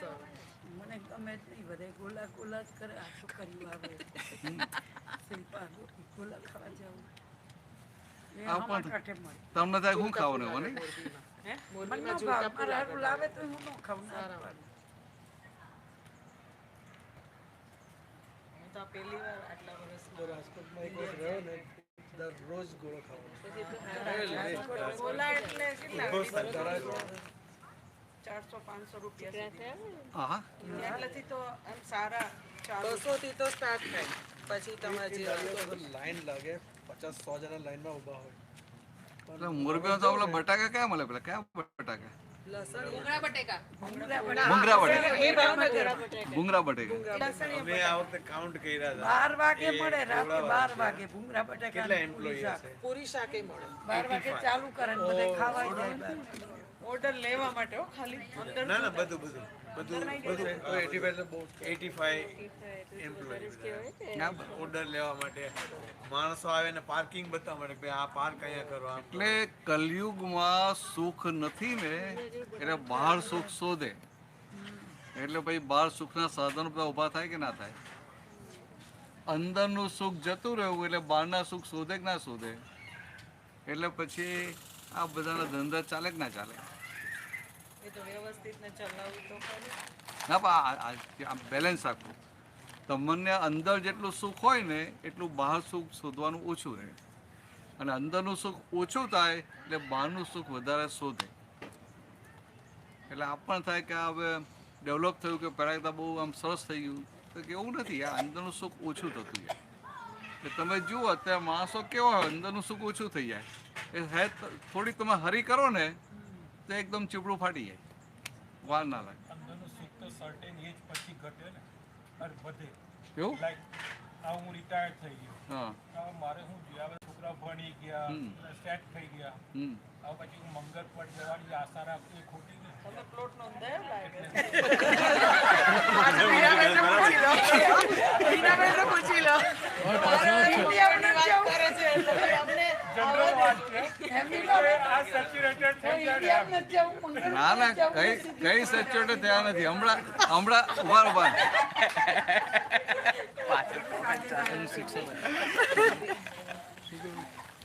થોડા દિવસ જોયા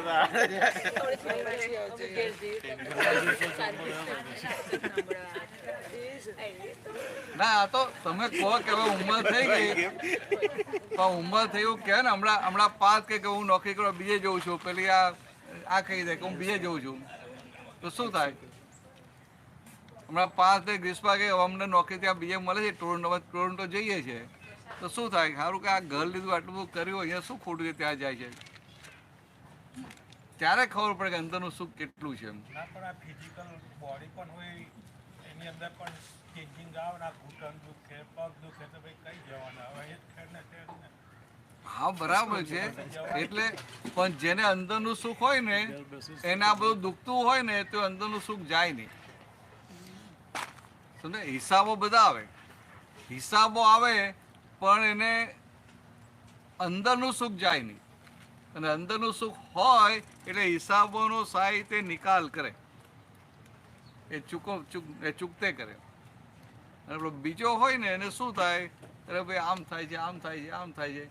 એની આખી વૃત્તિ જે દેહમાં હોય, આખો દેહાધ્યાસમાં જ પડેલો હોય. જ્યારે આપણે અંદર રહે કે ના હું શુદ્ધ આત્મા, કે ભાઈ વાતે કરે કે અરે ભાઈ રજનીકાંત બહુ પગ દુખે નહીં, કંઈ નહીં, અમે જોડે છે ને કંઈ આવી થોડી વાત કરે ને એટલે પેલું અંદર આખી અસર છૂટી પડી જાય.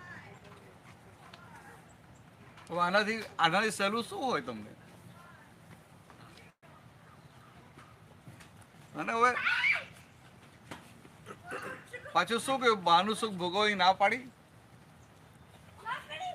અને તો નહીં ભોગવા સરકમ. હા, હું એવું જ કરું છું.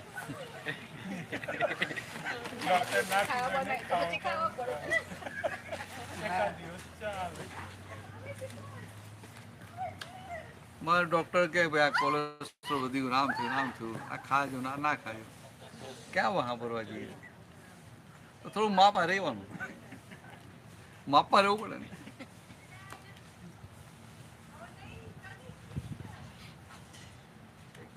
હા, ચાલ, બધું પદ બાકી છે ને? હા. જડતી જે દૂર મૂકી મછલી સી દશા મારી, જળથી જે દૂર મૂકી મછલી સે દશા મારી.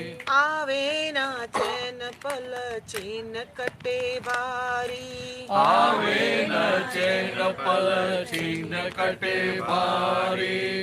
ત્યારે દરિયાવ દિલમાં જબોડે છે, ત્યારે દરિયાવ દિલમાં જબોળે છે, અને શાંતિ અનુપમ પામાડે છે, અને શાંતિ અનુપમ પામાડે છે. દાદા દૂર છતાં પાસે લાગે છે, દાદા દૂર છતાં પાસે લાગે છે. એની યાદમાં ગુતાય જે ભગ એની યાદ માગું થાય જે ભક્તિ મારની સદીન પોરમ પહોંચે છે એના આત્મને મંદિર પૂરમ પહોંચે છે એના આત્મને મંદિર પોતે પહેરીને અમને પહેરાવે છે પોતે પહેરીને અમને પહેરાવે છે વિકસિત કળિયું ખીલાવે છે વિકસિત કર્યું ખીલાવે છે દાદા દૂર છતાં પાસે લાગે છે દાદા દૂર છતાં પાસે લાગે છે સર્વાત્માન શુદ્ધ સ્ફટિક સમા આયનામાં સર્વાત્માન શુદ્ધ સ્ફટિક સમાયનામાં જ્યારે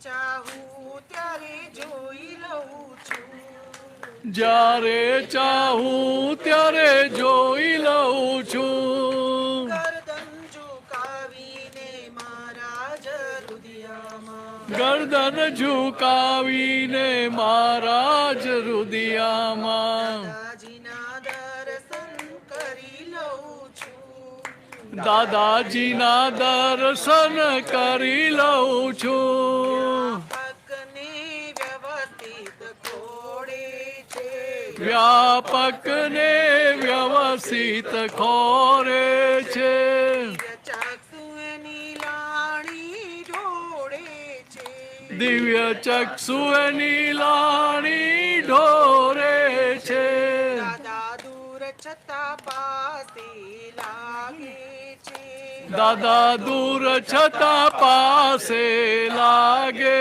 છે જય સચ્ચિદાનંદ મંત્રના પુષ્પોની જય સચ્ચિદાનંદ મંત્રના પુષ્પોની અવિચિન્ન માળા પહેરાવે છે અવિછિન્ન મારા પહેરાવે છે દૂર છતાં પાસે લાગે છે દાદા દૂર છતાં પાસે લાગે છે દૂર છતાં પાસે લાગે છે દાદા દૂર છતાં પાસે લાગે છે જય સચ્ચિદાનંદ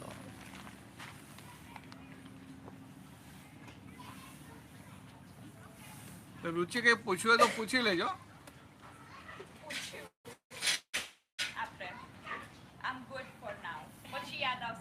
હા હા હા બરાબર કઈ વાત આ છેલ્લું સમજાવો ને વ્યાપક ને વ્યવસ્થિત ખોડે છે હા હા હવે તમે શું કહો હા તમે પૂછી લો એ તો હતા નહીં એટલે વ્યાપક ને વ્યવસ્થિત ખોડે છે દિવ્ય ચક્ષુ એની લાણી ઢોળે છે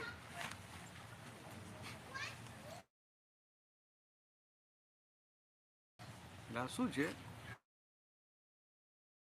વ્યવસ્થિત છે ને વ્યવસ્થિત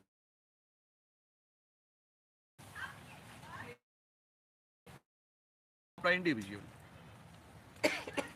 પણ એનો ભોગવટો આવે ત્યારે બધા અંદર સાથે સાથે બધા ઇન્વોલ્વ થાય ને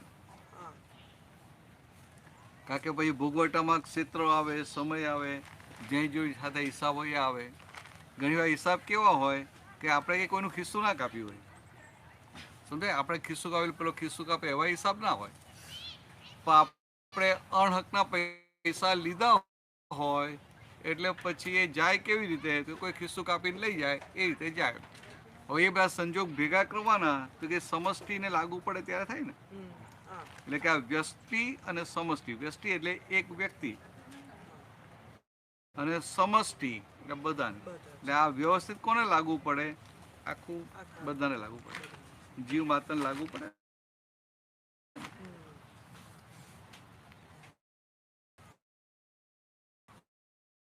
એટલે એ રીતે કરું વ્યાપક ને વ્યવસ્થિત ખોળે છે દિવ્ય આ બધું આખું વ્યાપક છે બધું આપણે તો શુદ્ધાત્મા દ્રષ્ટિ હોય ને શુદ્ધાત્મા દ્રષ્ટિ હોય ને એટલે આ જ્ઞાનીઓ હોય આ જ્ઞાનીઓ તો કે આ દાદા ભગવાન કેવા હોય લેશું. હા હા ચાલો.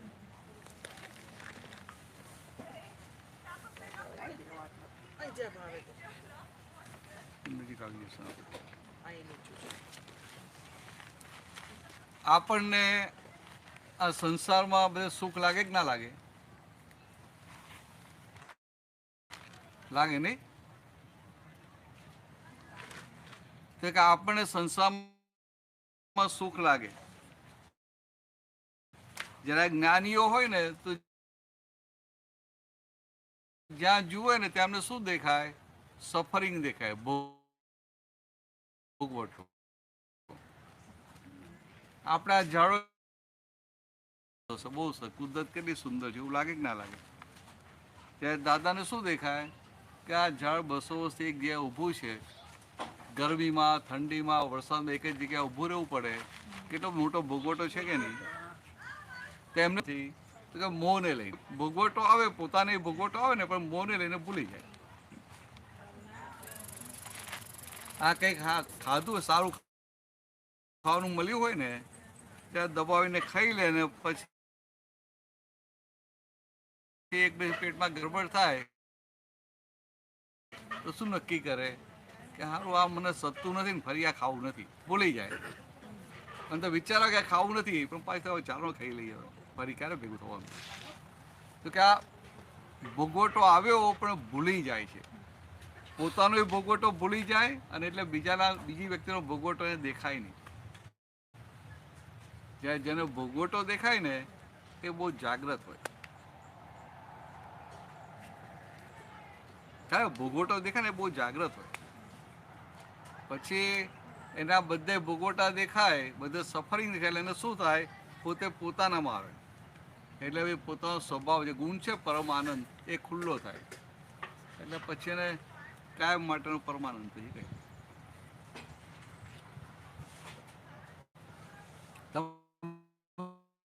શું પૂછતા હતા? બોલો. એટલે મારે એવું પૂછ્યું હતું કે આપણે અત્યારે દાદાના જ્ઞાન કરીને આપણને ખબર પડી કે ભાઈ નીના જુદી ને હું જુદું, પણ દાખલા તરીકે મારો ભાઈ એક્સપાયર થઈ ગયો તો એને જુદો એવો ખ્યાલ ના આવે. ખ્યાલ આવે કે હવે આ આયુષ્ય ખલાસ થઈ ગયું એવો ખ્યાલ આવે કે હવે લાંબુ રહેવાના નથી એવો ખ્યાલ આવે. આને મારા ભાઈને ખબર પડી ગઈ એવો ખ્યાલ આવે, પણ આ દેહ જુદો ને હું આત્મા જુદો એવો ખ્યાલ ના આવે. એવો ખ્યાલ આવે ને તો બહુ મોટું કામ થઈ જાય. અને ઘણા તો પહેલાં એવા હતા ને એટલા સીધા હોય ને આમ, તેના અઠવાડિયે 10 દિવસ પહેલાં ખબર પડી જાય કે ભાઈ આ દિવસે આ સમયે હું જઈ શકું. પાછા હવાથી બધાને ભેગા કરી લે, બધાની માફી માગી લે, અને પછી એના ટાઈમ જ જાય ખરા. બધાને આશ્ચર્ય થાય.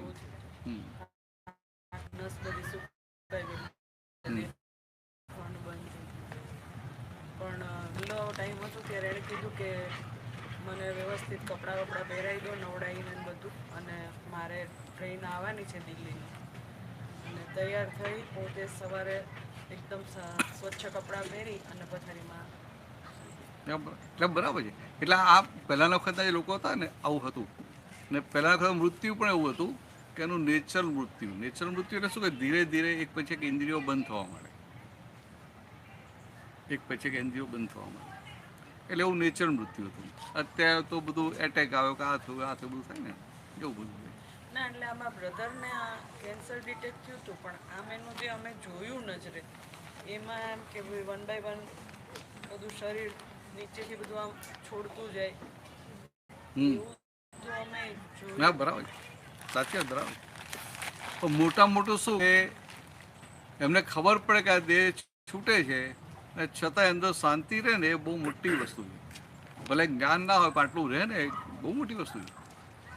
એટલે આમ તો એને ડિટેક્ટ થયું પછી એને પોતે જીજીવિષા તો બિલકુલ છોડી જ દીધી હતી.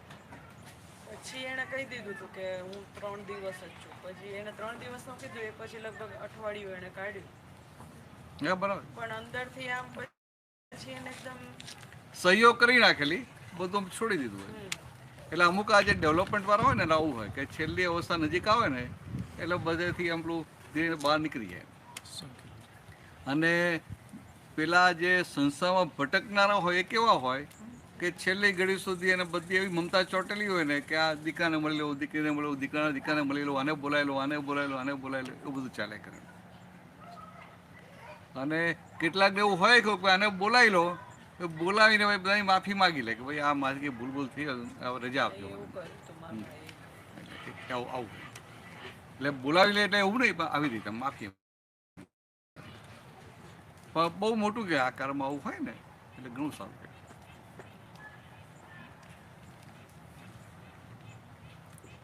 મહાત્માઓને જે દાદા ભવન જે કહે ને કે એને છેલ્લી અવસ્થામાં એવું શુદ્ધાત્મા છે, જાગૃતિ રહ્યા કરે,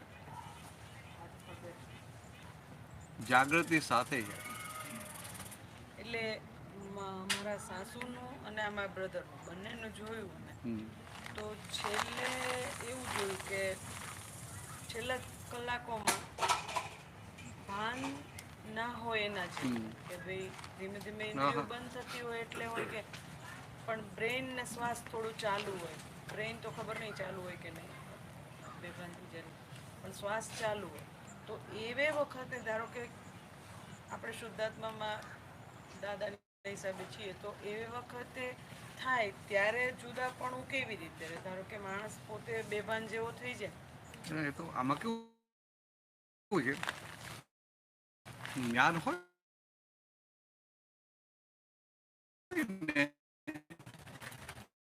જ્ઞાન ના હોય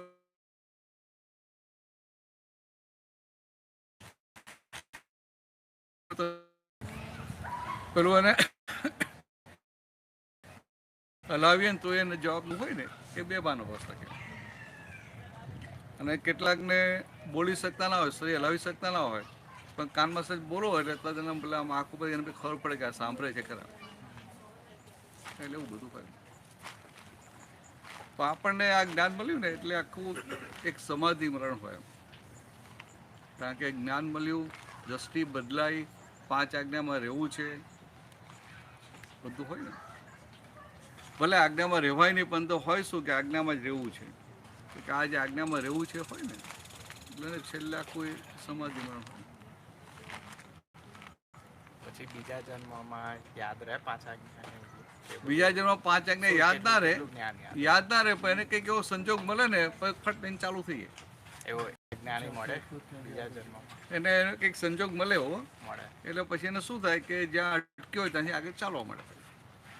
એટલે આ જન્મમાં જેટલે આધ્યાત્મિકમાં અટકે ત્યાંથી જ બીજા જન્મમાં એનાથી આગળ વધે, પાછે પગથિયે ચાલવા ના પડે. ક્રમિકમાં અપડાઉન થાય, આપણા અક્રમમાં નહીં. એટલે આમ તો અક્રમ રીતે જોઈએ ને કે આપણે જે શુદ્ધાત્માનું લક્ષ બેસે, ભાન થાય, એટલે અહીંથી દેહ છૂટે તો મોટા ભાગે જો આજ્ઞામાં થોડું ઘણું રહેતો ને 50-60-70% મહાવિદ્ય ક્ષેત્રમાં જ જાય. અને આટલું તૈયાર થઈને જાય એટલે મહાવિદ્ય ક્ષેત્રમાં એની પુણ્ય જેવી હોય કે એને ભગવાન શ્રીમંત સ્વામી હોય ત્યાં નજીકમાં જ જન્મ મળે. એટલે પાછું એને ઘરમાં કોઈ જાતનું ટેન્શન, ચિંતા ના હોય કે આ પૈસા કમાવા પડશે, કે આમ કરવું પડશે, આમ કરવું પડશે, કે આ પૈસા હોય તો કે આ ઘરનો સામાન લાવવાનો છે, ગ્રોસરી લાવવાની છે, આ લાવવાની છે, આમ કરવાનું છે, કોઈ ટેન્શન હોય નહીં. એવી પુણ્ય ભેગી થાય. અને પાછું જે ડેવલપમેન્ટ હોય એટલે ભગવાન પાસે જાય ને, શ્રીમંત સ્વામી પાસે 8 વર્ષની ઉંમરે અર્લીએસ્ટ પોસિબલ કેવળ જ્ઞાન થઈ જાય. 9 વર્ષે એટલે એ વખતે જાય ને ભગવાનને આમ ખાલી જુએ ને તો જોવાથી એના અંદર એટલો આનંદ થઈ જાય ને, એ આનંદમાં બીજા કર્મો ખરી પડે. એટલે આત્મા છે ને, આત્માના અનંત પ્રદેશો હોય, અનંત પ્રદેશો બધી કર્મ વર્ગના વર્ગેલી હોય, એ કર્મ વર્ગના બધી ખરી પડે ત્યાં. આમ કહું ઝાપડીને ધ્રુવડીએ ને એવું એને ચોખ્ખું કરવું ના જવું પડે. અથવા તો ભગવાનને પાસે જાય અને ભગવાનનું એકાદ વાક્ય આમ શ્રવણ થાય ને એની સાથે એટલો આનંદ ને ઉલ્લાસ થઈ જાય, બીજા બાકીના બધા આવરણ ખુલી જાય અને ત્યાં કેવું જ્ઞાન થઈ જાય. એટલે આપણા મહાત્માઓને એવી દશા થાય ત્યાં જઈને. એટલે બહુ મોટું આમ આશ્ચર્ય છે. જ્ઞાનમાં ના રહે, એમને લેસ ધેન 50%. જ્ઞાનમાં ના રહે એને પછી 2-4-5 હોતા વધારે લાગે, બીજું શું બને, જાય તો ખરો ને. એકવાર આ દાદાનું આપેલું જ્ઞાન છે ને નકામું ના જાય, અફળ ના જાય. જો હું તને દાખલો આપું,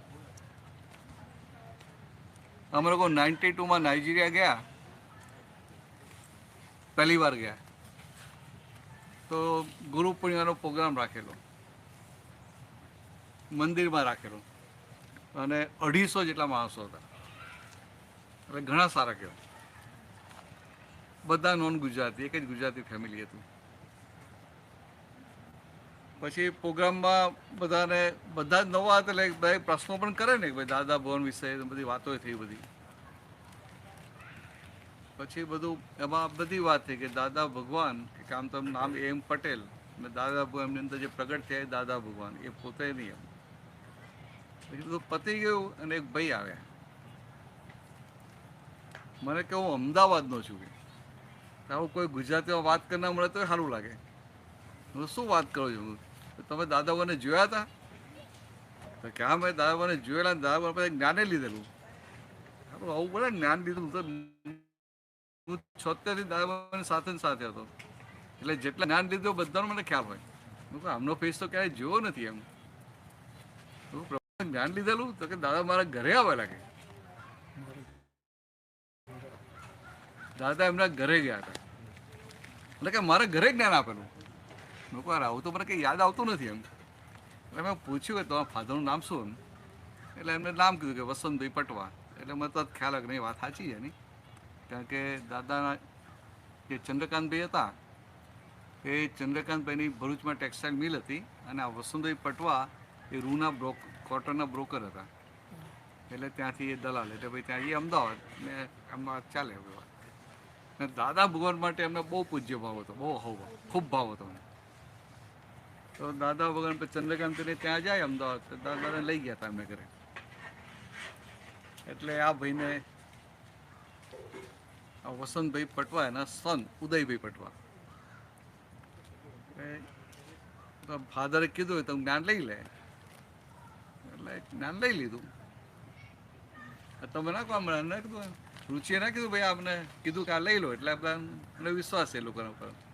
એવું એના ફાધરે કહ્યું એટલે એને જ્ઞાન લઈ લીધું. પણ એને શું કશું બેકગ્રાઉન્ડ આપ્યું નહોતું, એટલે એને એવું કે આ દેખાય છે તો કાકા આમ, અને અમને દાદા ભગવાન કેમ કહે છે એમ. પણ પ્લસ સીધા ને એટલે આ ટેક્સટાઇલ એન્જિનિયર, પણ જ્ઞાન લઈ લીધું. પછી જ્ઞાન લીધા પછી ફરી દાદા ભગવાને ભેગા થયેલા નહીં. ત્યાં પછી એ નોકરી માટે બહાર નીકળી ગયા, અને પછી નાઇજીરિયા આવ્યા. એટલે નાઇજીરિયા પેલું ગુરુ પૂર્ણિમાનો પ્રોગ્રામ હતો, બેનરો બધું મારેલું, દાનો મોટો મૂક્યો, એટલે એકદમ ચમકી ગયા, અરે દાદા ભગવાન અહીંયા. પછી બધી વાત થઈ, એટલે એને ખબર પડી કે દાદા ભગવાનનો દેવીલય પણ થઈ ગયો એમ 88માં, એને એ પણ ખબર નથી, 92માં એને ખબર નથી. પછી કઈ તો ના છે ને ભાઈ, દાદા જ ના હોય તો એમને કારણ કે પેલા પરિચયમાં જ નતા. પછી એમને મને વાત કહી મેં જ્ઞાન લીધેલું છે એમ. તેમનો ફેસ જોઈએ ને તો ફેસ પર જો એવું લાગે બહુ એકદમ ઉપાધિમાં ટેન્શનમાં છે, ચિંતામાં છે. એટલે મારા માન્યામાં ના આવે કે આ ભાઈએ જ્ઞાન લીધું હશે એમ. એટલે મેં પૂછ્યું ખરેખર તમે જ્ઞાન લીધેલું છે? તો કે હા કે દાદાએ મને આપેલું છે. કે તમે ખાલી પગે વિધિ કરેલી કે જ્ઞાન આપેલું? તો કે આપણું મને બધું બોલાવ્યું હતું, બધું કશું યાદ છે? તો એના આરામ થાય એમાં કશું યાદ નથી. તો તમને 5 આજ્ઞાઓ યાદ છે? તો ના એ યાદ નથી, પણ કે વ્યવસ્થિત એવું કંઈક કહેલું ખરું એમ. એટલે મને ખાતરી થઈ કે દાદાએ એમને જ્ઞાન આપેલું છે. પછી પૂછ્યું બધું તો એમ ખબર પડી કે ત્યાંથી લગભગ આમ 50 કિલોમીટર દૂર રહેતા, 40 કિલોમીટર દૂર, પણ ત્યાં રસ્તાઓ ખરાબ, એટલે 2.5-3 કલાક લાગી જાય. એટલે પેલો રવિવાર હતો ને એટલે દર્શન કરવા જાવેલા મંદિરમાં, અને પછી આ પ્રોગ્રામ જોયો એટલે બેસી ગયા. એટલે પછી મેં કહો રાતે તમે આવજો. ત્યાં આવ્યા એટલે ફરી એમને આપણી 5 આજ્ઞા બધું સમજાવ્યું. એમ કહો રાતે અહીંયા જ સૂઈ જજો, ને રાતે હું દામના નિર્દેશન કરતાં કરતાં સૂઈ જજો. બીજે દિવસે સવારે આવ્યા ઉઠીને આખી મોઢાપણી લિસ્ટ ત્યાં ફરી ગયેલી. જે પેલા ચિંતા ઉપાધિમાં એકદમ આનંદમાં આવી ગયેલા, અને સરસ પેલું શુદ્ધાત્મા સેટ થઈ ગયું બધું. એટલે બીજા બધા જે નવા હતા ને એ બધા વિચારવા પડી ગયા મને કે આ ખાલી કાલે જ આવે ને એનામાં આટલો તો ફેરફાર થઈ ગયો અને અમારામાં કેમ ફેરફાર નથી થતો? મારે શું કહેવાય? એમ કહું ભાઈ આ દાદા ભગવાનને મળ્યા છે ને દાદા ભગવાન ભાઈ જ્ઞાન મળ્યું છે એટલે તો ગમે ત્યારે ઉગી નીકળે. તેમને જ્ઞાન કઈ સાલમાં લીધેલું? 68માં. હું દાદા પાસે 76માં. એટલે મને ક્યાંથી ખબર હોય? એટલે એમને મળ્યા પણ દાદાની વાતો સાંભળી એટલે મને વસંતભાઈ પટવા નામ ખબર હતી. તમે જુઓ 68 વર્ષ પહેલા 68માં જ્ઞાન લીધું ને 92માં ભેગા થયા. કેટલા વર્ષ થઈ ગયા? 24 વર્ષ થઈ ગયા ને. 24 વર્ષ સુધી કશો પુરુષાર્થ કંઈ હતું જ્ઞાનનું? પણ દાદાજી આપણું બીજ રોપેલું ને તો 24 વર્ષે સંજોગ ભેગો થયો તો આમ આખું અક્રમ ભભૂક્યું ને. એવું આ કોઈ આજ્ઞામાં નાઈ રહેતો હોય ને તો 2 3 4 જન્મે પાછું ચાલુ થઈ જાય. આવા પુરુષ ભેગા ના થાય. આ કેવું છે કે જેને દુનિયાની કોઈ ચીજ ખપતી નથી એવી દશા ને. એટલે આપણે શું સાંભળ્યું હોય કે દાદાને કોઈ ભૂલથી દર્શન કર્યા હોય ને તો એનું કામ થઈ જાય એવું સાંભળ્યું હોય. આપણે સાંભળ્યું છે ને એવું. પણ આ દાદા 78માં સમય શિખરની જાત્રામાં ગયા હતા ટ્રેનમાં. એટલે એક વખત 2 બોગી હતી, 125 મહાત્મા હતા. 78 તો ત્યાં ગયા તો બનારસ ગયા. તો બનારસમાં સ્ટેશનથી પેલું મંદિર ખરું ને 5-6 કિલોમીટર જેવું હતું. તો ખેસરીભાઈ એટલે ખુરશી બનાવી હતી લોખંડી.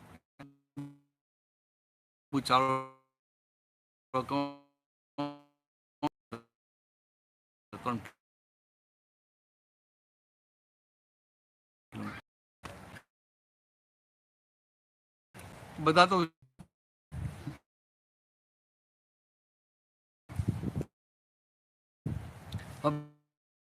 બીજા બધા ઉચકે ને. બીજા બધાને થાય કે લાવો પૂછે. તેમાં એક ભાઈ હતા બજરિયા કરીને ત્યાંના બોમ્બેના મહાત્મા. એને એનો ઉલ્લાસ ભાવ બહુ.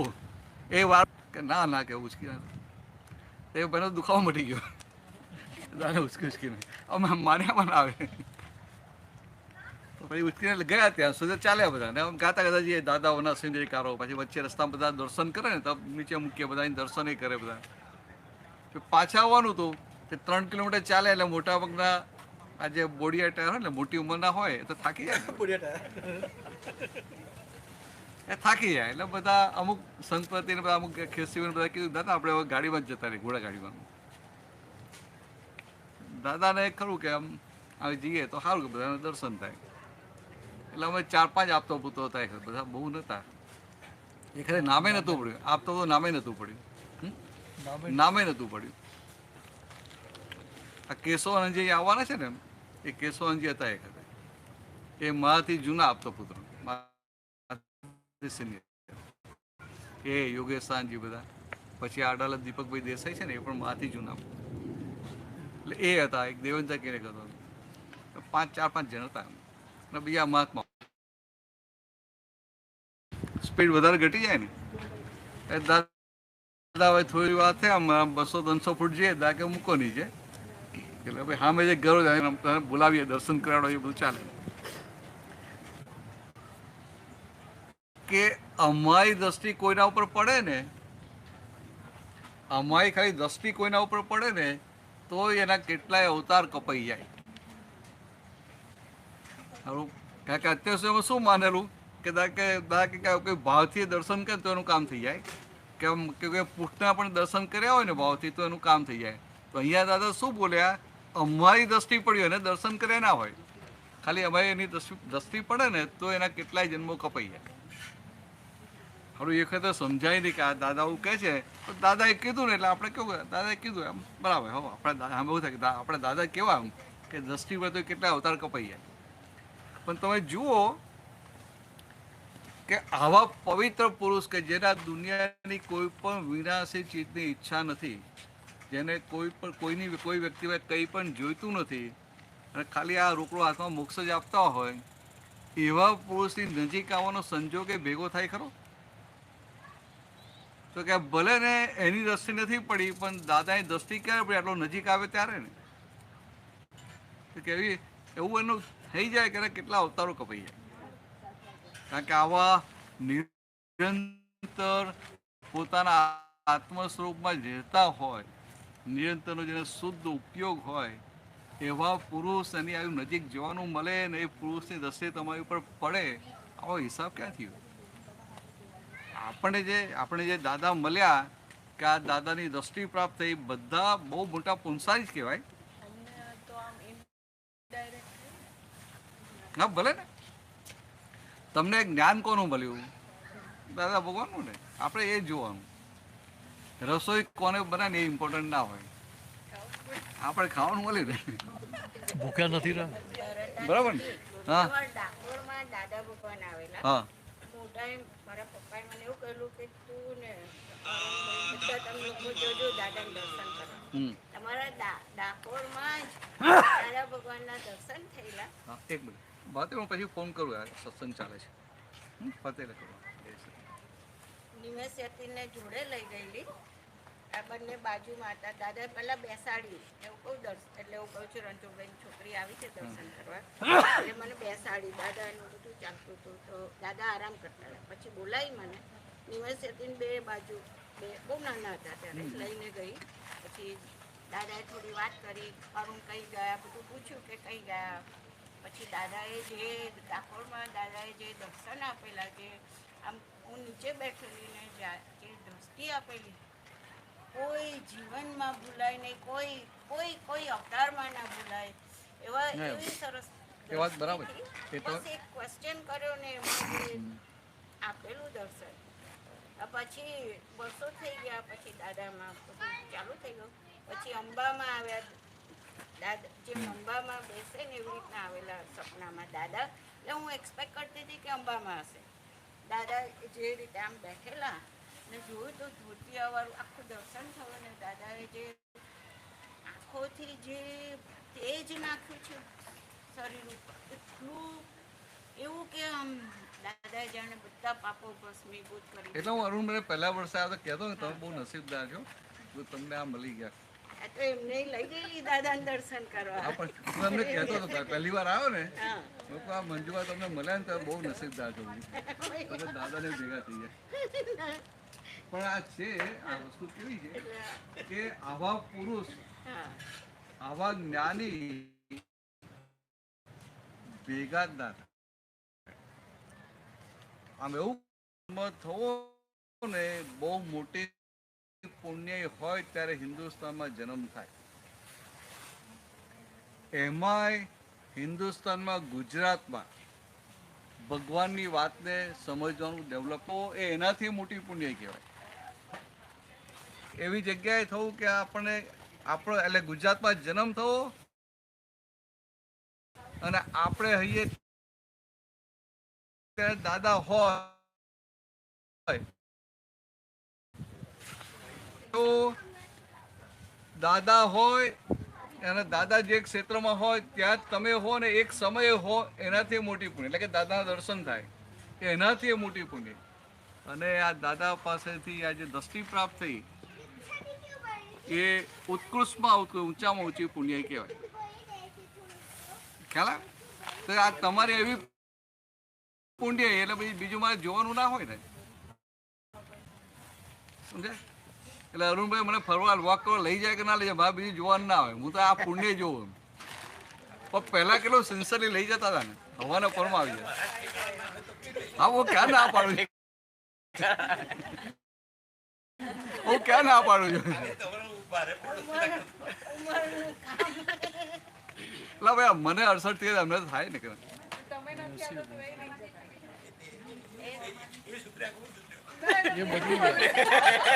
હું પેલા તનિષને કહું કે આપણે ચાલવા જઈએ તો તનિષ તો આરામ અટકાનો છે, તો ચાલવાનું ગમે જ નહીં એને.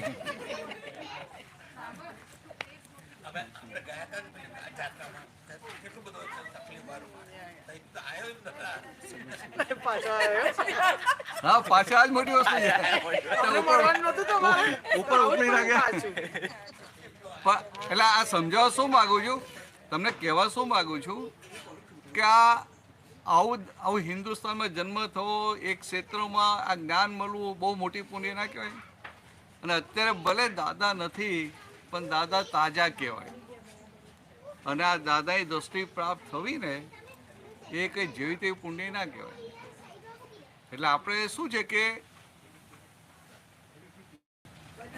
એવું હવે તમે જુઓ, દાદા ભગવાન આખું આ સુરત જ્ઞાન ખુલ્લું થયું તો ક્યારે એવું કહ્યું છે કે આ અમારું જ્ઞાન છે? તમને આશ્ચર્ય થાય. અમારું જ્ઞાન છે કે અમે તમને જ્ઞાન આપ્યું છે. ઉપરથી કોઈ કહે ને દાદા આ તો કેવું ગજબનું વિજ્ઞાન છે, કે આ તો વિતરાગોનું વિજ્ઞાન છે, અમારું અમે કંઈ નથી. આ જે મુક્ત દશા છે ને અહીંયા ખબર પડે કે એમના થકી આટલા બધા પામ્યા ને ક્યારેય એ ચાખવા પણ નહોતું, દેહથી છૂટા પણ આપણે લાગે કે સારું આવું હોય એમ. અમે લોકો તમે જો આટલી બધી વાતો કરીએ ને તો તમે અમને આટલું બધું હાથમાં રાખો ને તો મને થાય કે સારું આપણે કંઈક છીએ એમ, ત્યારે હાથમાં રાખે. પણ દાદાને ભાગ જ ના હોય. બરાબર ને? અંદર ના થાય થોડું ચાખી લઈએ ને કે ખરું આપણે જો કંઈક તો છે ને એમ થોડા બધા સાંભળે છે કંઈક તો છે ને એવું થાય ને. પણ તોય પછી મને આવડે નહીં ને, આવ્યો તોય મને આવડે નહીં, તને બેહાડવી પડે ભાઈ તું પરિચય આપે. એટલે પછી મને સમજાય કે હારું આપણે કેટલા પાણીમાં છે. હા કે ટાઈમ થઈ ગયો નહીં આપણો? તો કીર્તન વખતે આવી કઈ નહીં, ચાલો ત્યારે પહેલા એનો નિકાલ કરીએ. જય સચ્ચિદાનંદ, જય સચ્ચિદાનંદ.